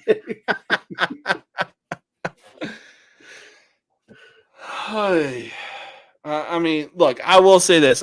If Archie's smart, he will go back to Texas, which, knowing him, knowing the family that he is in, yeah, he will go back to Texas and be like, oh, you thought I was a bum? You had such high expectations of me? You know what? Bet. Watch fucking this. This last year may have been my first full-time job as a starting quarterback. Now I'm about to put y'all on fucking notice. I mean, my whole thing is if he keeps going with his trajectory, like you said, he's from what I've seen right now, he is a first-round pick. He's a first-round pick. Okay. Yeah. Now, is he a guy that that you want to start day one? No. You go get a bridge guy. Okay. Yeah. You go get you a bridge quarterback, so he can have somebody to mentor him for the first 4 or 5 weeks, and then you start him. Yeah. But so, New York, the Mannings love New York. Okay, mm-hmm. That's why I'm going to tell you. They have no issues with New York. Like, yes, I get it. You're like, oh, but they're the Jets. They fucking suck. Bullshit. Remember, Namath was the first one. Remember what he said? I guarantee this. So it's not like they've always been losers. This isn't the Browns. They have one. And I'll tell you what, and I'm starting to really think it's the curse of Jim Brown. That's why the Browns can't win, because the dirty shit that they did to Jim Brown, they forced him to fucking retire because he wouldn't buckle under them because he wanted to go do acting and other shit that every other player can go do now. They can go shoot commercials and everything else, and that doesn't fucking fuck with anything. But Jim Brown didn't want to do it because they didn't want to see him making more money than them. He didn't want to see him being his own person. 3 words. Any given Sunday. He was the defensive coordinator on that team in Any Given Sunday. Whoo! Coach, you better calm down or otherwise you're going to get a stroke. I don't get strokes. I give them. Yeah, and the whole thing is, and I was like, you got to remember. Damn! Now, I'm not old enough because obviously I didn't live during this time, but you got to remember. Right? How many championships did Cleveland win in the 50s and early 60s before the Super Bowl came? No, what? You better look that up again. You better look up Otto Graham and the championships that they won. Okay, fair enough. Pre-Super Bowl era he's talking about, before the merger. Before the Super Bowl era, when it was championships.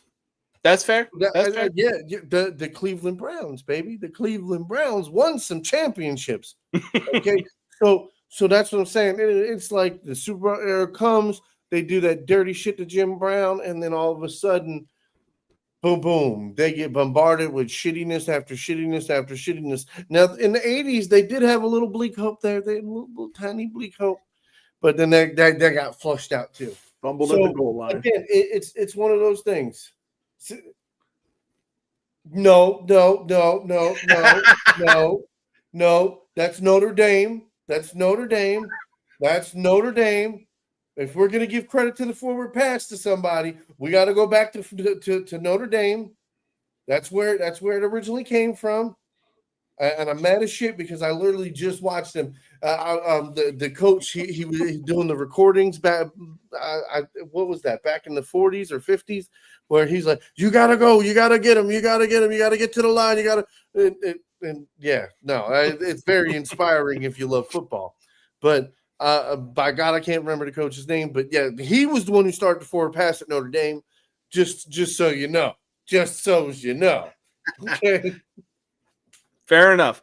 But from one bad New York team to another, just as it looked like there was hope for the New York Giants with Dart as quarterback and Scadaboo as running back, unfortunately, it would come to a screeching halt as Scadaboo would suffer a season-ending ankle injury. Now, if you saw the game, you'd know just how bad it really was. Although I am literally 100% sure that Scadaboo was trying to convince his teammates, his coaches, the athletic directors, even the people in the stands of Philadelphia, like, yo, I'm good. I can literally walk this off. I will go back to the sideline, slap some dirt on this bitch, slap a Band-Aid on it, and bro, if you've seen the Scadaboo memes, you know it's fucking true. You know, I will even believe this shit. Listen. I snapped my ankle the same way. Like, literally, my foot was to the side, just like that. Okay? Not a fucking chance. Now, he was like, look, man, thank you guys. I'm tough. I'm here. I'm good. Give me a hospital, bitch. No. Yes, keep in mind. Yes. No, Inside, keep in mind, growing up, Scadaboo literally put on his big brother's shoulder pads and willingly ran into telephone poles. Willingly. You really think an ankle looking that way is going to stop him anytime soon? So this dude was running headfirst into fucking defenders. So he had CTE before he started playing college. Yeah. Scadaboo doesn't fear CTE. CTE fears Scadaboo. In any case, though, real talk. Does the injury of Cam Scadaboo put the Giants in a position to have a top 5 pick in the NFL draft at the end of the season? Real talk. I mean, so my whole thing is, it's crazy that you didn't think they were not going to be around that pick. Like, I honestly had hope after they beat the Eagles on Thursday Night Football. That's one game. Who else did they beat? I mean, yeah, you're right. Yeah, they choked they choked away the win against the Denver Broncos. They should have won that game. It's a nice serving size, but that's what I'm saying is, like, bro, both of these guys are rookies. Dart and Scadaboo are rookies, right? Or is this Scadaboo's second year? No, they're both rookies, right? Both rookies, they're rookies. So knowing that they're both rookies, bro, you got 4 more years of this shit. 4 more motherfucking years. Like, bro, chill, bro. Chill. Let him get better. Next year is going to be awesome because he's going to be healthy and ready to go by what, early August? He'll be there all training camp. He'll be there. Like, trust me. And that's going to be beautiful because Dart is going to have all this extra experience. And Scatterboo is going to run through motherfuckers head first, and it's going to work out well. It's going to work out well. Like, my whole thing is, I just wish Scatterboo would watch some All-Star highlights and learn that he doesn't need to lead with his head. He can lead with his arm and do. Bro, I guarantee you, he watched All-Star highlights and was like, you know what? I'm gonna do that, but lead with my head. No, but see that All-Star, watch All-Star half the time, other than when he comes to shed. Yes. Like, yeah, exactly. The Bro. Texans scared the ball. His is always fucking A-Train was a different breed, whether he was a running back or a fullback. He was I was like, I wish a motherfucker would try to tackle me and my legs. Bro, same here. I wish a All-Star motherfucker would try to tackle All-Star. So Ain't nobody you know how you're that talking man about in his prime down anytime soon. you were talking about the standings earlier, right? Mm-hmm. So there's actually, if the draft were to, if the season were to start today, the Titans wouldn't even have the number 1 pick. It would go to the Saints. Really? Yeah. The Part of the strength of Saints? schedule. They only won 1 game. Well, I see it as the Jets would probably have the number 1 pick because they literally got their first win on the season. Yeah, and that's what screwed it up. Because the only reason that the Saints got their first win on the season was because the Giants didn't show up. Mike Allstott. It goes off strength of the schedule. The class of 2026. You said what? Mike Allstott has been nominated for the class of 2026 for the Hall of Fame. He's getting in. He is definitely getting in. Well, we'll see. There is. If he doesn't get in, there may be a riot in Tampa Bay. I mean, yeah, but my whole thing is, bro, he retired almost fucking 15, 20 years ago, bro. Like, so how is he not already in the Hall of Fame? It's fucking nuts. That's true. But it does take some time, to be like, for guys to pull their heads out of their asses and be like, you know what? Yeah, this dude is should be nominated for the Hall of Fame and should be inducted for the Hall of Fame.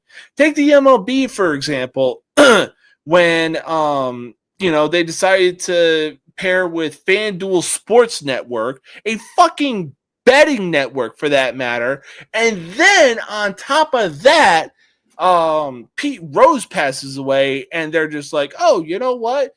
We just decided that Pete Rose should be nominated for the MLB Hall of Fame.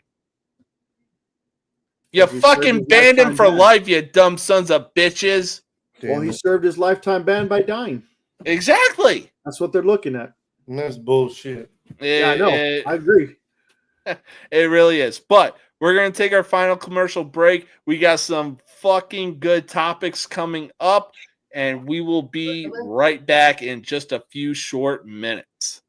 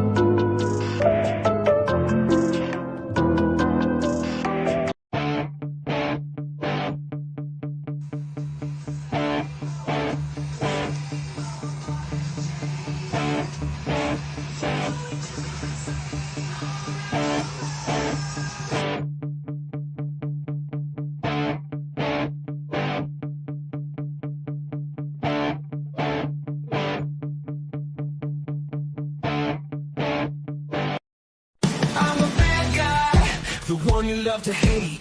Andrew Anderson spitting truth that just can't wait. Got a podcast like a punch right to your face. College sports villain, taking it over the place. I bring the facts whether you like it or not. Dropping truth bombs, giving it all I got. They call me a villain.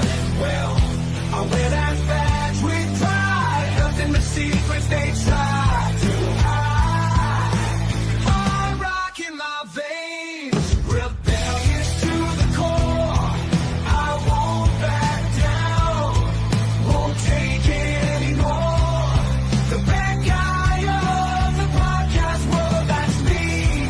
Unleashing the truth, setting it all free.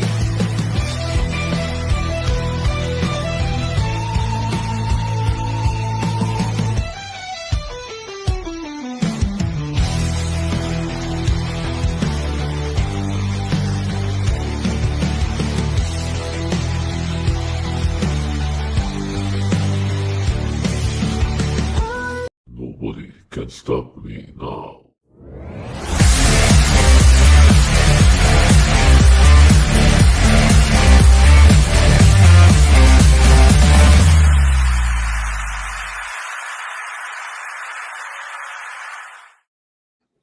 All right, all right, all right. You already know what day it is. It is Halloween, the one time we get to dress up, have some fun, scare some people, and of course, rot our fucking teeth out. But the one thing we get to do and love is watch some horror movies. Now, over the years, there have been some classic horror movies that defined a genre or that defined a generation, but also in recent years, there have been people decided, you know what, we're gonna remake that horror movie, but we're gonna put our little own twist on it.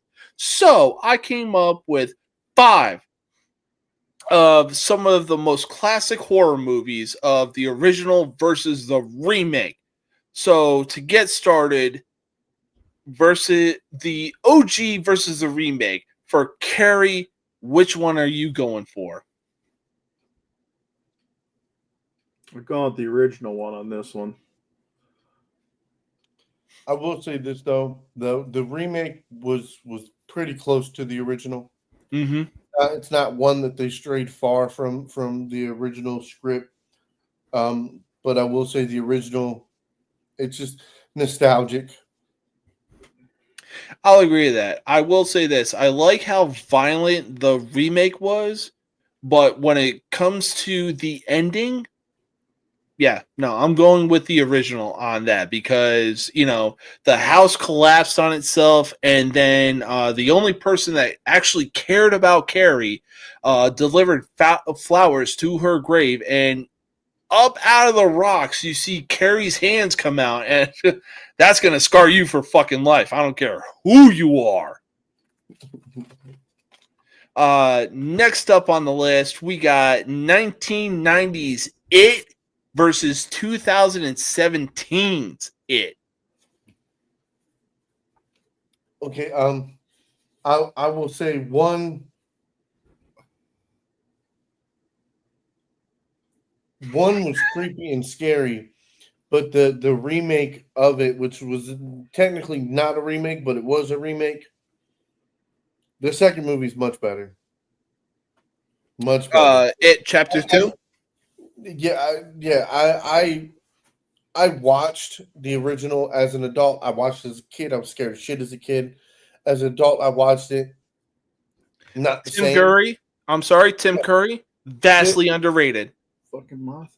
No, I don't think so. I think Tim Curry has always been loved by many and is well regarded for his many roles. But for me, it has nothing to do with him and everything to do with the plot, the story, the layout.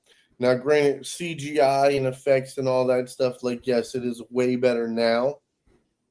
But the story, I've seen all of them. I just seen the Dairyville or Dairy whatever show come on. Yeah, I gotta watch that. I'm watching that.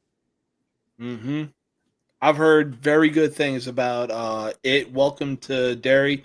I gotta watch that, but yeah, when it comes to I it, remember Tim Curry was also limited. Like he didn't have, like you said, when you mentioned the CGI and everything, but he's still scared to shoot out a lot of people, just by especially in that acting opening alone scene too.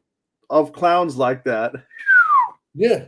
Yeah. So for him to be able to do that without the technology, all the CGI and all that, that says a lot about the way he stole that role.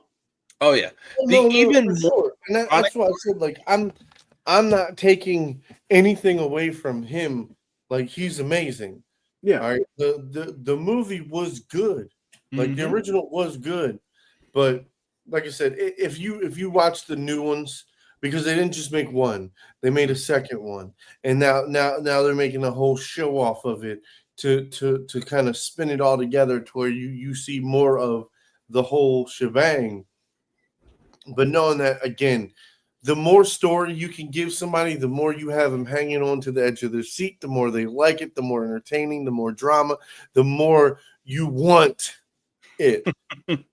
Very true. But here's actually a fun fact about the 1990 It. If you actually know this, then props to you. I actually found this out through social media. Tim Curry was actually scared of clowns.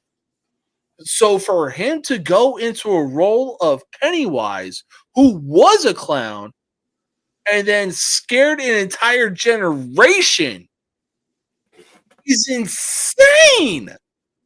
Conquered his fear when he looked in the mirror after the makeup was done.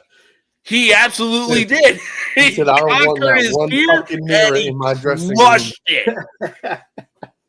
Oh my God. Look, I will say this. My first introduction to Tim Curry was Home Alone 2 as the manager of the Plaza Hotel. That was my first introduction. I will be honest, I had no clue he played Pennywise in it. I was like, the first time I seen him was in Clue. Ooh, yes. That was my second introduction. And then I seen the Rocky Picture Horror Show, which, no offense, I was 8. Okay, that was a bit much for my 8-year-old brain to understand that the butler from Clue is now a tranny. Well, much like Clue, he murdered that fucking role. He killed it. He was brilliant in the Rocky Horror Picture Show. And then I got to watch it. This is obviously a no-brainer on this one, but when you compare the OG Nightmare on Elm Street to the 2010 Nightmare on Elm Street, which one are you taking?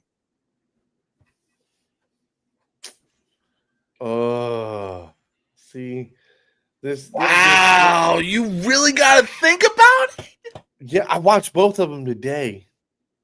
Ooh, okay. Nightmare on Elm Street was the first thing we watched this morning. The OG one, or the original? Look, so that's what I'm saying. Like we watched that. Bro, I was 14 years old when I had DirecTV. Decided to watch A Nightmare on Elm Street. It got to that alley scene where he had those like puppet arms walking down the alley. I was like, fuck that. No, I'm turning on the Mickey Mouse Clubhouse. Fuck that shit. I swear to God.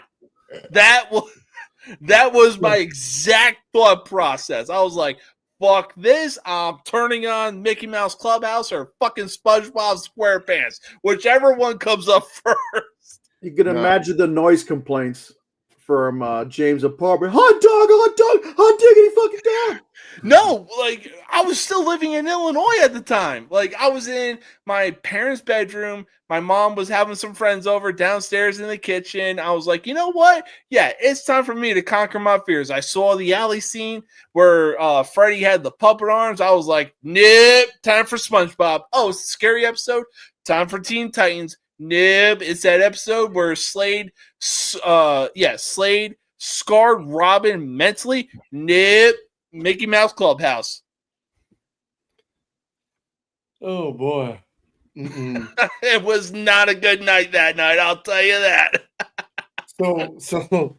I've got, I think, 7 siblings. Yeah, 7. There's I got 7 siblings. There was only one TV in the house. So the house that I grew up in, everybody compromised, and usually it was the oldest kid got the pick. Because, you know, if not, it's, you know, it's Darwin's rule in my house. You know, the strongest survive. You know, whoever's the last one with the remote, usually it's the biggest one. And so that's what it was. So it was like, I mean, there's so many times where they would put on Friday the 13th. They would put on Freddy Krueger. They would put on fucking, what's his name? Pinhead. And fucking, they would put on some fucking slashers too. And like when Machete just first came out, and then Chainsaw Massacre, that was another fucked up one. Ooh, yeah, it definitely was. Silence of the Lambs fucked me up a little bit too. Mm-hmm. So I mean, like there was a handful of stuff that I was watching when I should not have been watching. That's fair. So OG Nightmare on Elm Street or the 2010 remake? Which one are y'all taking? I'm taking OG.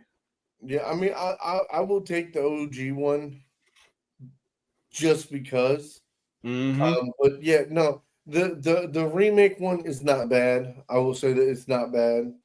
Yeah, I think it's honestly overhated, just for like a few scenes in general. But the guy who played Freddy didn't do that bad of a job. No, I mean Robert Englund, and by the way, he just got his star on the Walk of Hollywood Fame. So he just got his star. I mean, it only took 3 fucking decades after. Should have gotten it should have gotten it after the first one. 4 decades. All right. So obviously we know that the mother in the first Friday the 13th was the killer.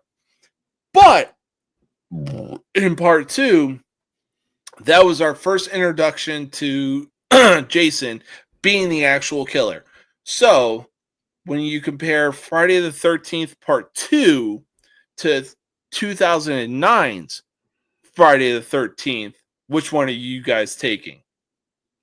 Oh, see, now this is special for me. Okay. Mm-hmm. I liked the remake a lot more than I liked the original. The scenes, the graphicness of it. Bro, I'm sorry. If I see 2009 Jason Voorhees literally running at me and tomahawking me with his weapon, ooh, it's game over. I'm like, it's like meeting prime Ray Lewis down a dark alley. Here's my phone. Here's my wallet. Here's my car keys. You taking that? Just fucking kill me. That dude was moving like a Marine devil dog. That dude was 09 Jason Voorhees was fucking scary. Yeah. 110%. His hate is so forced, it is unimaginable. So, just, my God. But one thing you brought up was the Texas Chainsaw Massacre. So, we're going to go with an honorable mention. The OG 1974 Texas Chainsaw Massacre versus the 2003 Michael Bay Texas Chainsaw Massacre. Again, I'm gonna go with the remake because the remake it was just better. It's better, yeah. More like it again, and that is the test of old time. Like it's like the original Exorcist will always be the best because of nostalgic, because of what it was, when it was, how it was. Okay, but that's going to say if you've seen the new one with Russell Crowe in it, it was funny, it was suspenseful, it was scary, it was fucking jaw dropping at times. And no, like to me, I would be like, it was kind of a better movie, but the eeriness, the music, the everything from the first one, it's just like the original is just that much better, just a tiny little bit, but because it's the original, it's everything that it represents. Mm-hmm. So no, I completely agree. The OG defined a generation, but the remake and what Michael Bay brought to that remake, it was like, oh shit, people are trying so hard in the horror movie genre up until we got introduced to the very first Saw. Michael Bay was like, you know what? You really think I'm known for action movies? Bet. I'm going to take a cult classic being Texas Chainsaw Massacre and put my own spin on it. Watch this, fuckers. So honorable mention to what was it? What's his name? Gein. They just did yes, Ed Gein. Ed Gein. Okay, that's right. That's how you say it. Ed Gein. All of these, like a lot of these horror things are based off of what he did, and they kind of Psycho, Buffalo Bill, Leatherface. Those three characters were based off of him. Texas Chainsaw Massacre. Absolutely. Because that's how he did it. He used chainsaws to cut up the bodies and shit. And it's just like to sit here and know where all of this stuff comes from. And by the way, like I said, it's a show called Monster. Mm-hmm. For the Ed Gein story on Netflix. It's fucking phenomenal. It really is. And Charlie Hunnam is severely underrated. Yes, he is known for Jax Teller for Sons of Anarchy, but whoa, did he show his range in that series? Yeah.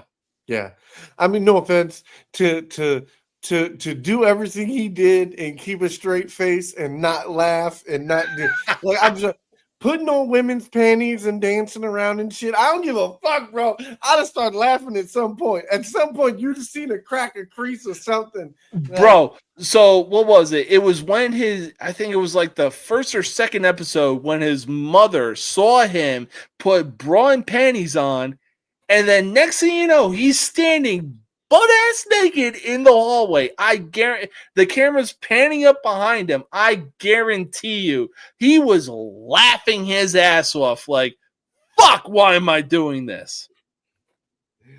That part, no. I'm like, did you watch the whole series? Yes. Okay, remember when he was in the nut house and he played the record and it's the gay guy singing and he's doing the little fairy dance and he's doing the twirls and he's got the green bra on and the green pants on, and he's doing the whole shit, like the whole frilly throat, like that's what I'm talking about. Okay, yes, that right there. How the fuck do you not crack the fuck up and start laughing while you're doing that? Because my whole thing is, motherfucker, you pay me $1 million, I'm gonna act like the gayest motherfucker in the world. Okay. Well, look, there were a few shots. There were a few shots where, like, it was just, from the knees down, and I guarantee you, he was laughing his ass off. But at the same time, it was like, you know what? Okay, you're paying me this amount of money to play a psychopath? Bet I'm gonna give you your money's worth. I mean, see, but in the whole fucked up thing about that is like, as scary as it was, the dude was not scary. It wasn't scary. No, nobody was scared of him. Nobody was worried about. Nobody thought about him. Nobody gave it a second thought. That's what's fucking scary. The only scary thing was when the police raided his house and found what they found. Other than that, it was like he had on that type of face where it was like, nah, he can't be that guy. Why would he be that guy? Oh, all right, boss man. Terry, you out of here? Yeah, I gotta go. All right, take it easy, man. Thank you for joining us. Right? Enjoy your night. Happy Halloween. Go Blackhawks. Yeah, except that last part. Have a good night, my man. Thank you. Bye-bye. Oh shit! I just realized it's about to be 12 o'clock. Halloween's Yes, about to sir. be over, man. Yes, sir. So we're about to end the OG versus the remake. My wife and I were literally having a oh god, we were practically about to go at each other's necks on this one. The OG 1978 Halloween versus the 2007 Rob Zombie Halloween. The original. Ooh, really? Yeah, I'm not like my whole thing is like, and don't get me wrong, I did not like what they did with the some of the Halloween franchise, Halloween H2O, Halloween fucking 2020 to 2000 whatever. Like they did like 4 different fucking remakes that had nothing to do with nothing. They had Michael Myers in space. Michael Myers in space. No, Huh? you're thinking of Jason X. No. Michael Myers in space. Hold on. I will say this though, I will forever love the original Halloween, but I'm gonna have to take Rob Zombie's Halloween because we got a more in-depth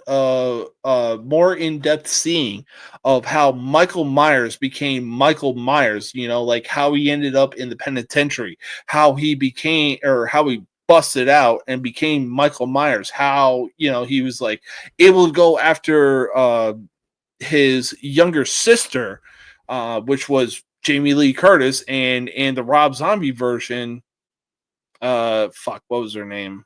I don't remember what her name was, but like we got a more in-depth version, and on top of that, obviously Rob Zombie literally went to John Carpenter and asked to be like, yo, can I remake this movie and just give a more in-depth version of Michael Myers, because it seems like people watch the OG Halloween and they're just like, so who is Michael Myers? Yeah.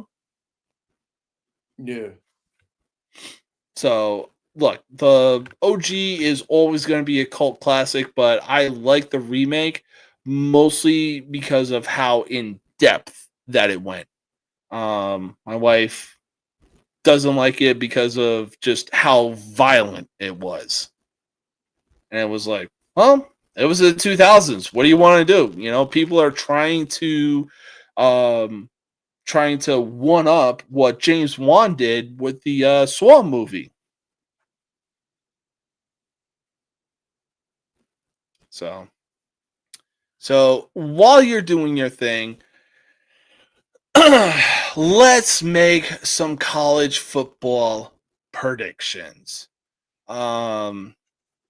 So for tomorrow, we got Penn State going into Columbus, Ohio to take on number 1 Ohio State. Ohio State is gonna tear them a fucking new ass. They're like shit. They're gonna wish they didn't fire that fucking coach. Yeah, no, I'll definitely take Ohio State as well. Next up, I can't believe I'm actually saying this. Number 9, Vanderbilt. I'll say that again.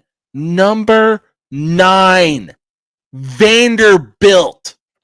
Going into Austin, Texas to take on 20th ranked Longhorns. Oh, is this weekend going to be fun for college football? I'm gonna take Vanderbilt. Ooh, okay. You know what? Yeah. Vanderbilt has been on a fucking run since getting into the rankings. So yeah, I'll take Vanderbilt as well. Next up, we got number 10, Miami, going into Dallas, Texas to take on SMU. Who? Southern Methodist. The Mustangs, the team that basically got the death penalty if you saw the 30 for 30. Who are they playing? Number 10, Miami. Miami. Yeah, I'll take Miami. I really think that Miami needs this game to get a bounce back win after a horrendous loss to Louisville. Next up, we got West Virginia going into Houston to take on the 22nd ranked Houston Wildcats or Bobcats. Houston. Yeah, I'll take Houston as well. Next up, we got unbeaten Navy going into Denton, Texas to take on 7-1 North Texas. This is going to be a good game. Mm-hmm. But doing North Texas. Ooh, really? Yes, sir. You know what? Not so fast, my friend. Give me Navy. Next up, we got a battle of unranked teams as Arizona State, who just got word their quarterback is out for the season. Arizona State goes into Ames, Iowa to take on the Iowa State Cyclones. That's a tough one. Mm-hmm. Fuck it, go Iowa. Yeah, I'll take Iowa State. If Arizona State is missing a key piece in the reason why they're being successful, yeah, I'll take Iowa State in that matchup. Right here. All right. Next. Say again. I got Vanderbilt, North Texas, Ohio State, Houston, Bowling Green, Miami, Arizona. No, I took Arizona State. Arizona State. I took Louisville, Georgia, yep. Notre Dame, Old Dominion, Texas Tech, Ole Miss, Michigan, Georgia Tech, USC, and Cincinnati. Who are you taking for Indiana versus Maryland? Indiana. All right, fair enough. All right, let's finish it off with some NFL predictions. The Chicago Bears go into Cincinnati to take on the Bengals. Give me the Bengals. Ooh, you know what? That's fair. That is fair. All right, next up, we got a battle of the NFC North as the Minnesota Vikings going to Detroit to take on the Lions. Lions. Yeah. Next game up, we got the Carolina Panthers going into Lambeau to take on the Packers. I think this is going to be a better game than people think. I really could see that. I really could. But Green Bay. Yeah, I'll take the Packers as well. Next game up, we got the Chargers going into Nashville to take on the Titans. The Chargers. Oh, yeah. Yeah, no, the Chargers by all means. Next game up, we got a rematch of Super Bowl 51 as Atlanta goes into Gillette Stadium to take on the Patriots. Patriots. Yeah, I'll take the Patriots. The way that they're looking with Drake May as their quarterback, Mike Vrabel as their head coach, and Josh McDaniels as their offensive coordinator. Yeah, I'll take the Patriots in this one.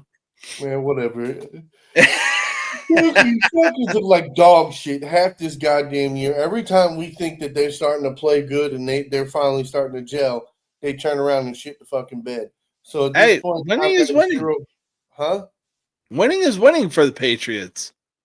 No, I'm not talking about the Patriots. I'm talking about the Falcons. That's why I'm saying like the Falcons have looked great 2 different times this year. Like, okay, they're building something. They're looking, and then the fucking bed. Oh yeah. Next game up. This is obviously a no-brainer. San Francisco goes into East Rutherford, New Jersey, to take on the Giants.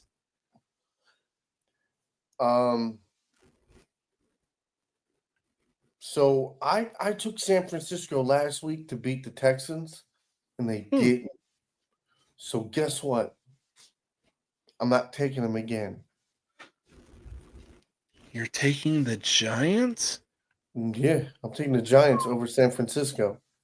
I was actually going to say, depending on what San Francisco team shows up, yeah, I'll agree It with you. doesn't I matter. think It does not matter. I'll take the Giants in this game, man. The Giants have a defense, and that's what I'm betting on.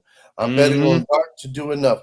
The whole thing is though, like Dart has to get rid of the fucking ball. My whole thing is like you have options. It's not like you don't have. What do you have? You still have Slayton. You have Robinson. You have fucking the tight end Johnson. I know you still got Tracy in the backfield. Like it's not like there's no weapons there. There are weapons there. Yep. No, So my they whole just thing is, they need to shine. They need a reason to shine. And I completely agree. I don't know. It looks like Jackson Dart needs to be that reason, baby. Oh yeah. Next game up, we ironically have a battle of the AFC's best as the Colts head into Pittsburgh to take on the Steelers. Yeah, give me the Colts. You know what? Yeah. The Pittsburgh defense has not been playing up to their talent for the majority of this year. Okay. And then on the offensive side of the ball, they're also not very cohesive and consistent. Yeah. So on that note, yeah, I'm going to say the Colts are going to win this by probably 10 points. Oh yeah. No, I really think that the Colts are going to definitely win this game. They look like the more complete team. Whether you're looking at wide receivers, running backs, and everything like that, and somehow, some way, they found a quarterback, leaving the New York Giants, and just he decided to know what playing football is all about. So yeah, I'll take the Colts in this one. Next up, we got another AFC battle as the Denver Broncos head into Houston to take on the Texans. And I know this is definitely going to have some effect. Okay. Having your number one cornerback, one of the biggest leaders on your defense, go down is a big issue. I don't know how long he's going to be down for, but I don't think he's going to be playing in this game. But regardless, give me Denver. Let's rally. Oh yeah, no, I'll take Denver in this game as well. Bo Nix is definitely looking like the franchise quarterback for that team, so long as he has Sean Payton on the sideline. So yeah. Next up, we got the Jacksonville Jaguars going into Las Vegas to take on the Raiders. You said who? The Raiders. Who's playing the Raiders? Jacksonville. Oh, Jacksonville. Give me Jacksonville. Yeah. No, I'll take Jacksonville as well, despite the fact that Travis Hunter is injured, but I really think that Trevor Lawrence will find a way to get the job done. I mean, he hasn't been his top target anyway, so I mean, it really doesn't. I mean, it affects the defense more than it affects the offense. Well, I think the reason why he hasn't been the main target is the defense is looking at it like, oh, Trevor Lawrence is going to be looking to throw to Travis Hunter, so let's put our focus on him. And Trevor Lawrence is like, I bet. You think I'm going to that dude? No. I got other weapons. Fuck out of here. I mean, I guess, but I mean, look, regardless, I don't have faith in the Raiders. The Raiders look like they might be able to do something, but Ashton Genty is one person. Brock Bowers is another person. And outside of those two right there, I don't give a shit. Myers can show flashes from week to week, but that like everybody needs to be way more consistent on that offense. And then the Raiders defense, like they have a defensive line. Outside of that line, I know nothing. Oh, yeah. No, for sure. You're right. And like you said, I'm taking Jacksonville for that matter. Next up, we got the New Orleans Saints going into Inglewood, California to take on the LA Rams. The Rams. Yeah, I'm going to go with the Rams as well. New New England. New Orleans looks like they're still trying to find an identity, especially at quarterback. They're wasting the better years of Chris Olave and Alvin Kamara and a whole bunch of other people. Like New Orleans, you got to figure something out and figure something out real fucking fast. How the fuck you got these guys under contract is a mystery that Sherlock Holmes himself couldn't even figure out. Anyways, the last afternoon game that we got is what should be an AFC Championship matchup as the Kansas City Chiefs go into Orchard Park to take on the Buffalo Bills. Give me Buffalo. Yeah, I'm going to take Buffalo as well. When it comes to the regular season, yeah, don't bet against Josh Allen when it comes to playing the Kansas City Chiefs. So, Sunday Night Football, we got the Seattle Seahawks going into our nation's capital to take on the Washington Redskins. Said Seattle. Yeah, go Seattle. Yep. And finally, Monday Night Football, we got the Arizona Cardinals going into Arlington, Texas to take on the Dallas Cowboys. Give me the Cowboys. Ooh, you know what? Yeah, as much as I hate betting on the Cowboys, I will take Dallas for that matter. I want to put money on the Cardinals, but it's so hard for them to find an identity, you know? Yeah, no, that's one of my biggest issues with them is like if they were a little more consistent. Like I love the Cardinals, okay, and I love the Cardinals for a whole different reason. Like you remember Pat Tillman? Who doesn't? Anybody who wasn't fucking alive and eyes open in the 90s and early 2000s. I mean, they're like, let's be honest here. They don't, like, outside of Arizona, they don't even talk about him like that very often. Very true. Like, very once true. or twice a year, they might talk about Pat Tillman on TV or on one of the Sunday broadcasts. But, I mean, I'm just being honest here. It's one of those things. That's why I've always secretly, like, man, when they played the Steelers in the Super Bowl, I was pulling for them. Come on, you some bitches. Get that motherfucker. But all right, that wraps up our predictions. That wraps up tonight's show. I want to thank you for being able to come on and providing the opinions that you did. Man, oh man, I hope you enjoy the upcoming month, and I hope you had an awesome Halloween. Bruh, thanks for having me once again. You have yourself an amazing night. I'll talk to you later. Peace. Hell yeah. See you on Sunday. Yes, sir.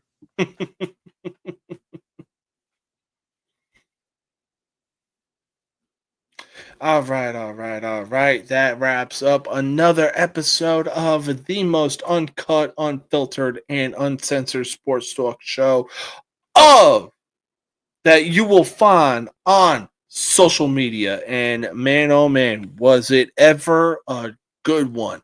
Hey, like I said, I hope everybody out there had an awesome Halloween. I hope you had, I hope you got some awesome candy. You got some awesome treats. Hope you didn't get tricked, because as they say, trick or treat. Hope you didn't get tricked. But this is the final time that I will say this. Stay spooky. But you already know how it works. It is Friday night. We are going into the weekend. We are going into the month of November. That is honestly hard to believe. But regardless, though, as I always say, going into the weekend, don't add to the population. Don't subtract from the population. Don't end up in the hospital, dead, or in jail. If you end up in jail, call a number or call somebody whose number you have memorized. After you call that somebody, be sure to establish dominance quickly. All right? Look, college football is happening this weekend. So is NFL football. Obviously, if you have the right people on your fantasy team, you're going to score a lot of points. But until then, and until next time, peace out.